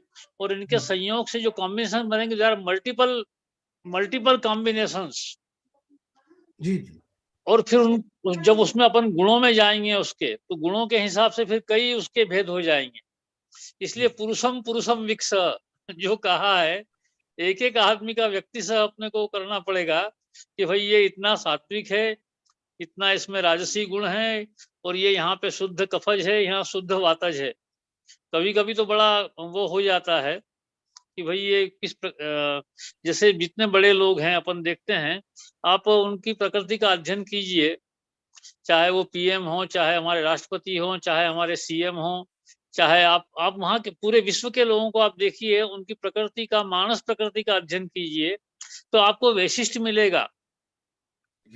वो वैशिष्ट जो है निश्चित रूप से, जैसे सरदार पटेल, अब देखिए पूरे इंडिया को उन्होंने एक बनाया, पितृ प्रकृति के रहे होंगे, और कितना दृढ़ स्थिरता कितनी रही होगी कि इतने राजा महाराजाओं को एक करना। मतलब समझिए आप मानस प्रकृति की स्थिति क्या है ना। पंडित नेहरू की मानस प्रकृति की स्थिति क्या है। तो ये एक बड़ा भारी, डॉक्टर राधाकृष्णन इतने बड़े वो रहे हैं, फिलोसोफर रहे हैं। तो ये निश्चित रूप से मानस प्रकृति तो एक गहन अध्ययन का विषय है, और सात्विकता का अभ्यास से ना, अभ्यासात प्राप्त है। ये जो ब्राह्मणत्व है, वहाँ कहा गया है, जहाँ 9 गुण तुम्हारे 1 गुण हमारा, ऐसा जो राम जी ने कहा है उसमें वो कहते हैं आपके पास 9 गुण हैं। तो ये 9 गुण जो है अभ्यास से प्राप्त किए जाते हैं। सतत अभ्यास से उन गुणों को प्राप्त करना, ये ब्राह्मत्व प्राप्त करने के लिए है। तो ये all are equal, are are human being, सबका वही है, लेकिन उन गुणों का अभ्यास करके वो स्थिति प्राप्त करना, और फिर वो स्थिति एक पीढ़ी से दूसरी पीढ़ी, वो कई पीढ़ियों में लगातार अभ्यास करना, तब उन गुणों का बीजारोपण होता है, तब वो जीन में आती है, तब वो ब्राह्मणत्व प्राप्त होता है। मेरा किसी जाति विशेष से वो नहीं है, मेरा जो क्लासिफाई किया है उस क्लासिफिकेशन में गुणों के हिसाब से गुण कर्म स्वभाव से बनाया है। तो उन गुणों का अभ्यास करना, उन गुणों को नई पीढ़ी में डालना, फिर उसके बाद नई में डालना। मैंने देखा है, अभी उन्होंने बात की थी गुप्ता जी ने, कि वो पंडित हमारे गुरुजी सत्यदेव जी वासिष्ठ जो भिवानी वाले थे, मैंने उनको बोला, वो उन्होंने बोल दिया कि तेरे को 60 नंबर आएंगे। वो बोला मैंने 2 ही प्रश्न किए हैं, 60 कहाँ से आएंगे। लेकिन हुआ ये कि 60 ही नंबर आए उसको। तो ये वाक सिद्धि प्रणतिम कांतिम लभते ना रसायनात्, वाक सिद्धि भी हो जाती है रसायन से। तो मैंने उन्हें प्रत्यक्ष ये देखा था कि भाई 40 उसने 2 क्वेश्चन किए हैं और 60 नंबर आए। उन्होंने बोल दिया 60 नंबर आएंगे। बोले फिक्र ना कर। वो लड़का रोने लगा, BMS कर रहा था, तो उन्होंने कहा कि फिक्र ना कर, 60 नंबर आएंगे। और वंडरफुली, मतलब वो बिल्कुल। जी, मेरा सवाल सर ये है कि जो मानसिक रोग हैं आज, क्योंकि हम लोग मेंटल हेल्थ पे बात कर रहे हैं, तो मानसिक रोगों की आयुर्वेदिक चिकित्सा में हमारे आहार विहार का कितनी की इम्पोर्टेंस है? क्या जैसे मॉडर्न साइंस में तो अगर हम कंपैरिजन करते हैं, वो लोग तो कोई भी एंग्जाइटिक ड्रग, कोई भी ट्रंकुलाइजर देके पेशेंट को, एंटी डिप्रेशन देके भेज देते हैं। वो कोई जिक्र नहीं करते कि आप तामसिक आहार को, तामसिक विहार को कम करिए। लेकिन आयुर्वेद में इसकी तो इम्पोर्टेंस है। तो आप क्या जस्टिफाई करते हैं इसको? कैसे जस्टिफाई करेंगे कि आहार विहार जो है ये आयुर्वेद मनोरोगों की चिकित्सा के लिए बहुत जरूरी है? देखिए डॉक्टर साहब, एक बात बड़ी महत्वपूर्ण है। जैसे कहा ना कि कोई भी स्वस्थ नहीं है, ऐसा कहा जाता है। पूरा चिकित्सा शास्त्र जो है स्वस्थ आतुर परायणम, ऐसा लिखा है उसमें। स्वस्थ परायणम नहीं, आतुर परायणम भी नहीं है, स्वस्थ आतुर परायणम। तो स्वस्थ आतुर का हम करते हैं पूरा। तो कोई भी ये कहे कि वो पूरा मानसिक रूप से स्वस्थ है, ये नहीं है। अतत्वाभिनिवेश होता है, तत्व को पकड़ नहीं पाते हैं। महागध कहा उसको। महागध मतलब बहुत ज्यादा व्याप्त है वो, कि पॉइंट समझ में आ जाए तो तत्वाभिनिवेश, पॉइंट समझ में नहीं आए अतत्वाभिनिवेश। तो ये महागध उसको लिखा है उन्होंने। अब रही आहार की बात, तो देखिए सात्विकता को लाना, उसके लिए सात्विक, हमारे यहाँ तो गीता में उन्होंने कहा ना कि ये सात्विक आहार है, राजसिक आहार है, ये तामसिक आहार है। मतलब diet in relation to mental status, diet in relation to mental mental health, diet for mental health, इसके बारे में चिंतन किया है। उन्होंने कहा कि सात्विक आहार खाने से ऐसा होगा, सत्व प्रबल होगा, और तामसिक आहार खाने, मतलब diet in relation to mental health. ये तो कॉन्सेप्ट हमारे यहाँ बड़ा मतलब जन जन में व्याप्त कर रखा है उन्होंने, कि सात्विक आहार खाना, ठंडा नहीं खाना, और लहसुन प्याज छोड़ने वाले तो यहाँ भारत में इतने लोग हैं कि लहसुन प्याज तो छोड़ मतलब पीढ़ियों से नहीं खाया। ड्रिंक, पंडित शिव शर्मा जी जो हैं वो जापान में गए थे, वहाँ एक बौद्ध मठ में, तो बौद्ध मठ में उनको उन्होंने ऑफर किया कि ये हमारे यहाँ का सबसे ऊंचा ड्रिंक है, लेकिन पंडित शिव शर्मा जी ने कहा कि मैंने कभी पिया नहीं, मैं नहीं पीऊंगा, उन्होंने मना कर दिया उसको। पंडित शिव शर्मा जी बचपन में बीमार थे, उनके पिताजी को बोला कि थोड़ा सा जो है इनको दे दो ये ब्रांडी वगैरह, तो इनकी सर्दी निकल जाएगी। उनकी लाइफ हिस्ट्री में उन्होंने लिखा है कि नहीं दिया पिताजी ने हमारा। बुद्धि लुम्पति यद द्रव्यम मदकारी तदुच्यते, बुद्धि लुम्प नहीं होना, मदकारी नहीं होना। तो उन्होंने नहीं होने मतलब नहीं किया तो नहीं किया। अब देखिए अब ये आ रहा है कि न्यूरोनल डैमेज करती है अल्कोहल, चाहे लो डोज में भी ली जाए। तो ये एक बहुत बड़ा आयुर्वेद का अच्छा, ये जो आप कह रहे हैं कि हर समय हम बीमार हैं, मानसिक रूप से बीमार हम सब हैं, स्वस्थ आतुर हैं, पूरे स्वस्थ नहीं है। पूर्ण स्वस्थ नेष्टि की चिकित्सा में बिल्कुल कष्ट रहित हो गया। केवल योगी ही पूर्ण स्वस्थ होते हैं मन के, जिन्होंने योग की प्राप्ति कर ली है वो ही मानसिक रूप से स्वस्थ हैं। हम लोग मानसिक रूप से स्वस्थ हैं क्या? देखिए मेंटल जो स्वास्थ्य है, प्रसन्न आत्मा, इंद्रिय, मन हर समय रहना, आप ही अनुभव करेंगे कि कभी कभी मूड गुस्सा आ जाता है, कभी अनुभव करते हैं, तो ये फ्लक्चुएशन अब होता है कि नहीं था। और जो विचार आपको आ रहे हैं मन के अंदर, जो विचार उत्पन्न हो रहे हैं, किस लेवल के विचार हो रहे हैं, मूलाधार के हो रहे हैं, मध्यम के हो रहे हैं, या ऊपर हायर सेंटर्स के विचार हो रहे हैं, तो निश्चित रूप से जैसा आप वो रहता है उसी हिसाब से चलता है मामला। कुछ लोग मूलाधार पे स्थित रहते हैं, कुछ ऊपर उठ जाते हैं, स्वादिष्टान तक आ जाते हैं, और एकदम ऊपर आना ये तो बड़ा बहुत ही ऊंची बात है। तो ये निश्चित रूप से अभ्यास करके प्राप्त किया जाता है। अभी हमको जो मानस रोगों में मॉडर्न मेडिसिन में जो बात कही है, सिजोफ्रेनिया, अब सिजोफ्रेनिया में उसको पता ही नहीं है कि मैं कौन हूँ, क्या है, कुछ भी बोल रहा है, कुछ भी कर रहा है, वहां पे पूरा थॉट प्रोसेस ही ब्रेक हो रही है। ऐसे केस में आयुर्वेद में मैंने देखा है, बस्ती हमने लगाई थी 2-3 दिन और उसको बड़ी स्थिरता मिल गई। बस्ती वायु को नियंत्रित करती है, वायु और मन मिले हुए हैं, तो लगाने से बस्ती लगा की स्थिरता हो गई। पर बाद में हमने पाया कि 2-3 दिन बाद फिर वही तकलीफ हो गई। तो जब वो फिर तकलीफ हो गई तो फिर हम घबराए, फिर वही लार्जेक्टिल, और उस समय लार्जेक्टिल स्टिमेटिल चलता था, वो दिया, फिर उससे मैनेज हुआ, फिर 1-8 माह दिया, ठीक रहा, फिर वही तकलीफ हो गई, फिर उन्होंने कहा फिर ये दे दो, फिर 5-7 दिन ठीक रहा, फिर ये किया कि नहीं अभ्यास कराया जाए इन बातों का कि ये चीजें इनको नहीं हो। तो जब वो उनका अभ्यास कराया गया बार बार, मनो औषधो परम जो कहा है ना, ज्ञानादि विज्ञानम, तो मन वो अभ्यास जब कराया तो फिर रिलैप्स नहीं हुआ। तो मन के रोगों में सात्विकता की ओर लाना ये सतत अभ्यास से प्राप्त होता है। नेष्टि की चिकित्सा क्या है? दुख की आत्यंतिक निवृत्ति। और दुख की आत्यंतिक निवृत्ति कैसे है? जब आप सत्व की उस स्थिति में हो। तो ये मानस रोग जो हैं और उनकी चिकित्सा एक अलग अलग लेवल हैं। देखिए मानस रोगों में जो सिजोफ्रेनिया या उन्माद है या आपस, वो तो बहुत शील, देखिए उन्माद की परिभाषा में उन्होंने कहा है कि शील सोच आचार विभ्रमम। तो शील का आचार, जूते बाहर खोलना, जूते बाहर नहीं खोले अंदर पहन के आ गए तो शील विभ्रम हुआ कि नहीं? बड़े आए तो पांव छूना उनके हमारे यहाँ संस्कार है, लेकिन अमेरिका में जाएंगे तो वो शील वहां पे है ही नहीं। मैं जब वहां गया उसमें एक तो वहां मंदिर में वहां जूते पहन के आ सकते हैं? वहां ठंडी इतनी पड़ती है, बर्फ के पांव है, वहां जूते पहन के नहीं जाएंगे अपन। तो वहां भूटान वगैरह में वहां इतना ठंडा रहता है, तो वहां वो शील उनका मान्य है कि जूते पहन के आप अंदर चले जाओ। लेकिन वही जूते पहन के आप दूसरे मंदिर चले जाओगे तो बोलेंगे आपने शील भंग कर दिया यहाँ। तो क्या होता है कि ये जो परिभाषा हमारी है उन्माद की, वो आप बारीकी से उसको विश्लेषण करिए। शील सोच आचार विभ्रमम उन्माद कहा है। तो जो डिसीज का जो क्लासिफिकेशन है आयुर्वेद में मानस रोगों का, वो भी आधुनिक विज्ञान के क्लासिफिकेशन से अलग है। द क्लासिफिकेशन ऑफ डिसीजेस, अब ये कहते हैं कि लोभ जो है, काम क्रोध लोभ मोह और अहंकार ईर्षा द्वेष, इसको मानस रोग कहा है।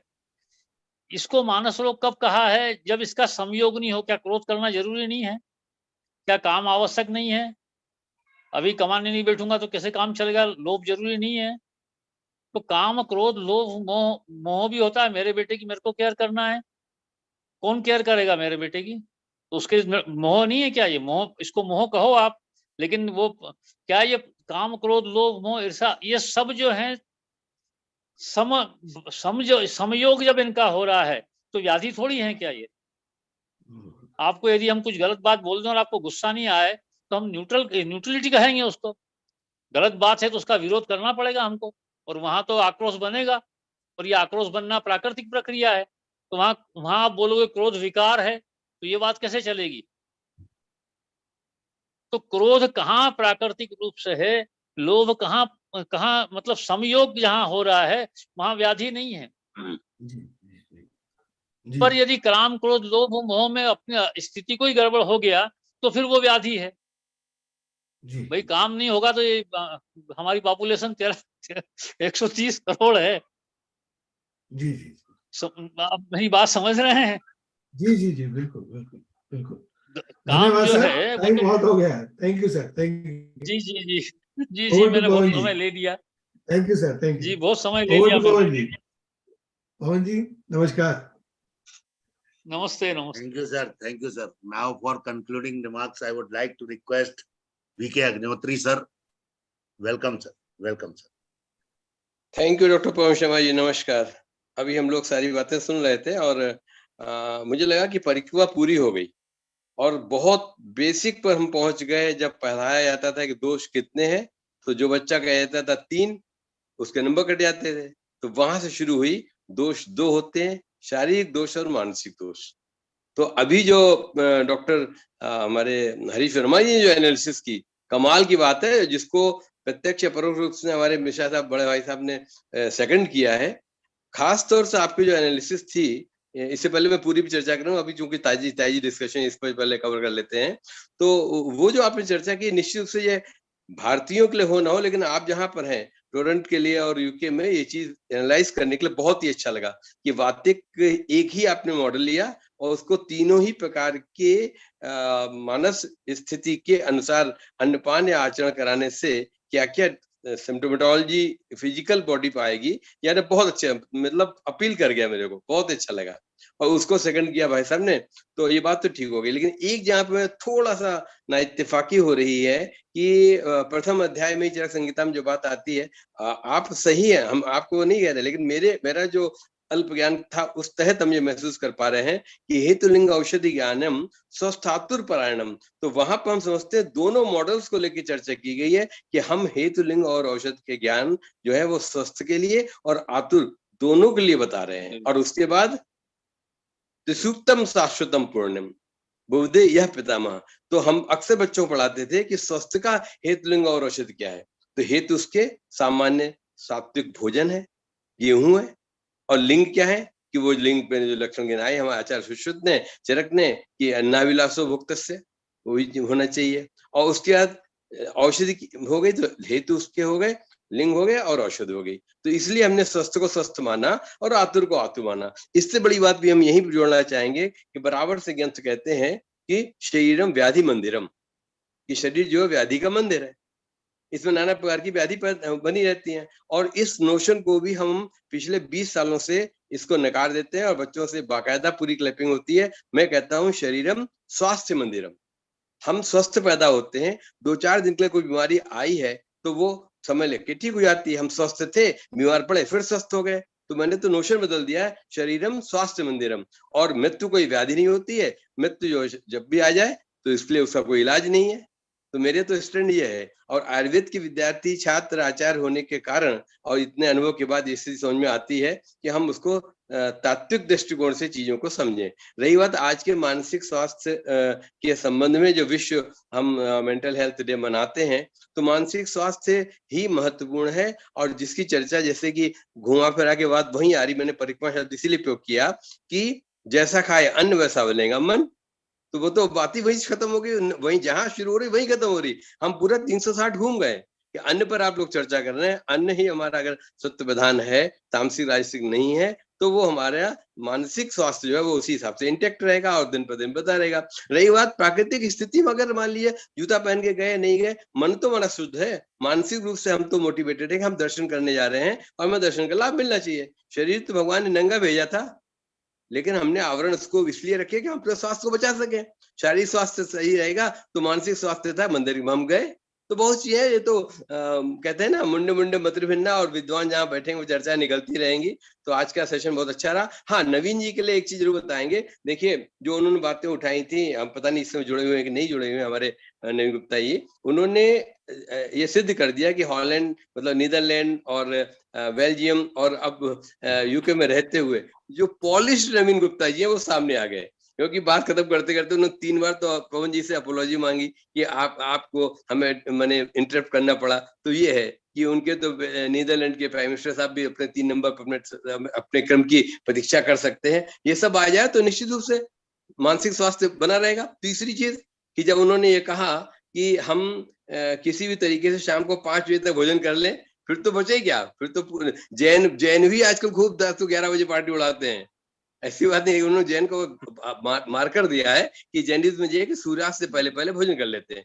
तब बात ये थी कि सूर्यास्त के समय प्रकाश एब्रप्टली कम होता है, तो कीट पतंगे, तिलचट्टा, कॉकरोच कुछ गिर सकता है, खराब होता है, तो उससे भोजन हमारा फिर इन्फेक्टेड हो जाएगा और वो हमारे लिए फूड पॉइजनिंग हो सकती है। ये एक बेसिक कॉन्सेप्ट था, हम लोग उसको इस ढंग से पढ़ाते हैं। और कहा गया संध्यायाम वर्जित बुधा, वहां भी यही बात आई है कि हम उस काल में भोजन ग्रहण करने के लिए मना किया गया है। तो बहुत सी ऐसी बातें जो इंटरकनेक्टेड हैं, और हम अगर समय से भोजन कर लेंगे, और कहा गया है कि रात्रिस्तु भोजन कुर्यात् प्रथमम पहरांतरे, तो 6 से 9 का समय बताया गया कि हम 6 से 9 तक कर लें। जो जिन्होंने पहले खाया है वो 6 बजे तक खा लें, जिन्होंने देर खाया है वो 9 बजे तक खा लें। इस तरीके से भोजन को पचने पूरा समय मिले। तो एक अलग ही स्वस्थव्रत का विषय, लेकिन आज तो सदव्रत की बात होनी चाहिए।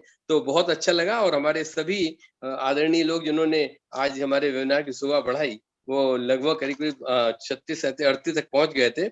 और हम अगर जल्दी से नाम लेना चाहें तो प्रोफेसर मदन सर जी से लेके professor BP Sharma ji, doctor AK. Dwivedi ji, doctor Jeeva P ji, doctor Neethu KS ji, doctor Mahavir ji, doctor professor Meena Ahuja ji, doctor Mithu RG ji, doctor Harish Verma ji अब तो अभी मौजूद ही हैं, प्रोफेसर रामदास जी, और डॉक्टर राकेश प्रकाश निगम जी, और हमारे डॉक्टर विवेक जोशी जी, अंजना जी, डॉक्टर भुवनेश्वरी जी, और डॉक्टर ज्ञान प्रकाश सिंह जी, मिस कामना महेश्वरी जी, और इधर हमारे निरंजन रंजीत साहब थे, डॉक्टर मल्लिकार्जुन अर्जुन भी रहे, संजय चटर्जी भी रहे हमारे साथ में, और इसके अलावे में वैद्यराजन पटंकर जी, डॉक्टर के गोयल साहब भी थोड़ी देर के लिए हमारे आज के वेबिनार में जुड़े रहे, वैद्य पारुल जी रही, डॉक्टर विवेक चड्डा जी, डॉक्टर जगदीश्वर डोमा जी साथ में रहे, डॉक्टर श्रीकांत पटेल जी,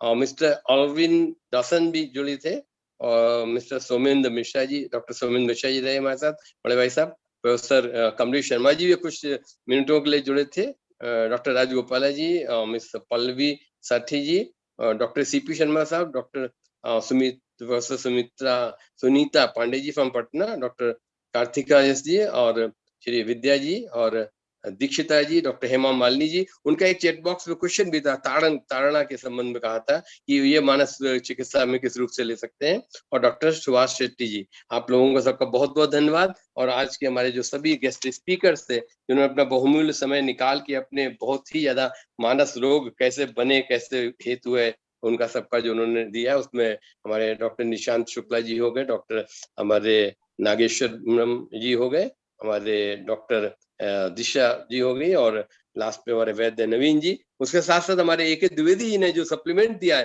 होम्योपैथी से, रियली वो आज की वो हम कहेंगे वो तो बिल्कुल उपसंहार वाला बात हो गई। उन्होंने एक एडिशनल चैप्टर डाल के होम्योपैथी से हम लोग अक्सर जो है वंचित रह जाते थे, वो आज उन्होंने उसको परिपूर्ण दिया, तो पूर्णाहुति उनकी तरफ से हो गई। आप सबका बहुत बहुत स्वागत है, प्रणाम, नमस्कार, नमन, और सबको गेस्ट स्पीकर को बहुत बहुत बधाई। आप लोग जुड़ते रहिएगा। जिनके कॉन्टेक्ट नंबर नहीं है वो प्लीज चैट बॉक्स में दे दें, तो हमको अगेन ज्वाइन कराते रहेंगे, उनको लिंक भेजते रहेंगे, हमें बड़ी खुशी होगी। आप सबको धन्यवाद। केवल 1 मिनट चाहता हूँ आखिरी में, अपन सब मतलब सामान गुछाने वाले बच्चे हैं, इसलिए एक चीज चाहता हूँ।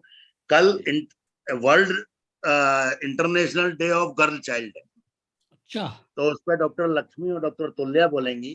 परसों आर्थराइटिस डे है, जिसपे शुक्ला जी, निशांत शुक्ला जी फिर बोलेंगे और नीतू जी बोलेंगी। उसके बाद वर्ल्ड थ्रोम्बोसिस डे है। थ्रोम्बोसिस में मुझे केवल एक एक्सपर्ट मिले हैं श्रीलंका से, बाकी मैं खोज रहा हूँ। और उसी दिन स्कोप एंड चैलेंजेस 2 वेबिनार हैं, क्योंकि एक ही स्पीकर मिला है, उनको बाद में हम लंका का टाइम बाद में है, तो ऊपर 8 स्पीकर्स हैं। Scope and challenges for Ayush industry. 14 तारीख को वर्ल्ड साइट डे है, तो आयुष फॉर आई केयर। 15 तारीख को वर्ल्ड सिंगिंग डे है, और 15 तारीख को ही 16 तारीख को वर्ल्ड फूड डे है, जिसमें बोलेंगे। 16 तारीख को ही वर्ल्ड स्पाइन डे है, तो उस दिन भी 2 वेबिनार हैं फॉर्मेलिटी में, एक ही स्पीकर है स्पाइन डे पे। यदि कोई मिलता है तो expert welcome. World trauma day है 17 पे, 2 स्पीकर मिले हैं। वर्ल्ड मीनोपॉज डे है, 4 स्पीकर मिल गए हैं। वर्ल्ड ऑस्टियोपोरोसिस डे है, लेकिन सबसे बड़ी गड़बड़ ये है सर, मेनिंजाइटिस पे कोई नहीं।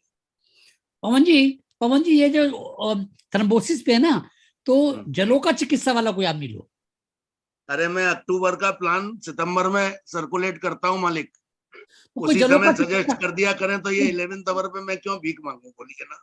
जलों का चिकित्सा ब्राह्मण जैसा पिक्चर के सबके पास जाता हूँ। अच्छा, मेनिंजाइटिस अभी मेरी पूरी नहीं हुई बात, अभी मेरी पूरी नहीं हुई बात सर।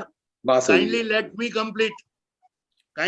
मी कंप्लीट, क्योंकि मैं टेंशन में हूँ उनके। 25 तारीख को इंटरनेशनल आर्टिस्ट डे, जिसमें हरीश जी की, मदन जी की, सबको, और विवेक जोशी जी की। 25 तारीख को इंटरनेशनल आर्टिस्ट डे है। उसके बाद 27 तारीख को वर्ल्ड ऑक्यूपेशनल थेरेपी डे है, जिसमें एक स्पीकर मिला है। एक भी स्पीकर नहीं मिला ऐसा एक डे है एनिमेशन डे।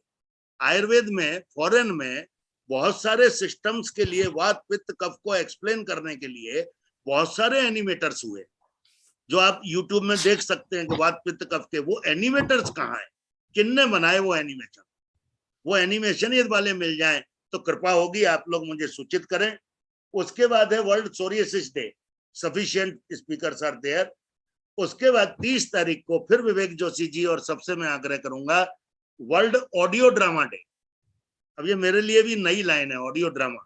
यदि आयुर्वेद में कोई ऑडियो ड्रामा हो, या आयुर्वेद से रिलेटेड या हेल्थ से रिलेटेड ऑडियो ड्रामा हो, क्योंकि गवर्नमेंट ऐसे ऑडियो ड्रामा बहुत बनाती है गांव के लिए, जिसको हम नुक्कड़ नाटक कहते हैं। नुक्कड़ नाटक फिजिकल हो गया, ये अपनी वर्चुअल हो गई। और लास्ट है 31 तारीख को सर रिफॉर्मेशन डे। तो रिफॉर्म क्या होने चाहिए आयुर्वेद में, ये तो आप ही लोग बताएंगे। मैंने पूरे महीने का प्रोग्राम सितंबर में ही भेज दिया था। मैं आप लोगों का आशीर्वाद चाहता हूं कि कृपा कर वो प्रोग्राम गौर से पढ़ लिया करें, क्योंकि वो एक बार प्रोग्राम सर्कुलेट करने के बाद मेरा टेंशन हो जाता है कि मैं उनमें स्पीकर कहां से लाऊं। ये और आप लोगों के आशीर्वाद से बड़े रेयर सब्जेक्ट बचे हैं जिनमें स्पीकर नहीं है। मेनिंजाइटिस, ऑक्यूपेशनल थेरेपी, थ्रोम्बोसिस, ये कुछ सब्जेक्ट बचे हैं अपने जिनमें स्पीकर नहीं है। अदरवाइज आप लोगों के आशीर्वाद से आयुर्वेद में बहुत टैलेंट है, और बहुत लोगों ने अपना समर्थन किया है। थ्रोम्बोसिस पे भी कोई मिलने वाला था, ये मैं सोच ही नहीं रहा था। अचानक प्रियदर्शनी जी ने बोला, ऐसे स्पाइन डे पे अचानक रामदास जी ने राजेश्वरी जी की। तो ऐसे यदि यूनिक सब्जेक्ट, एक बार रिक्वेस्ट है, आप सब कर्णधार बैठे हैं आयुष समृद्धि के, एक बार अक्टूबर का प्लान गौर से देख लीजिए। और जहां जहां संगीत आ सकता है, जहां जहां आयुष आ सकता है पूरा, we are ready to welcome each and every dignitary. Thank you, thank you, thank you very much. Good night sir. Thank you, good night, नमस्कार। Nagabhushanam ji good night, CP Sharma ji good night. Thank you sir, thank you very much, thank you.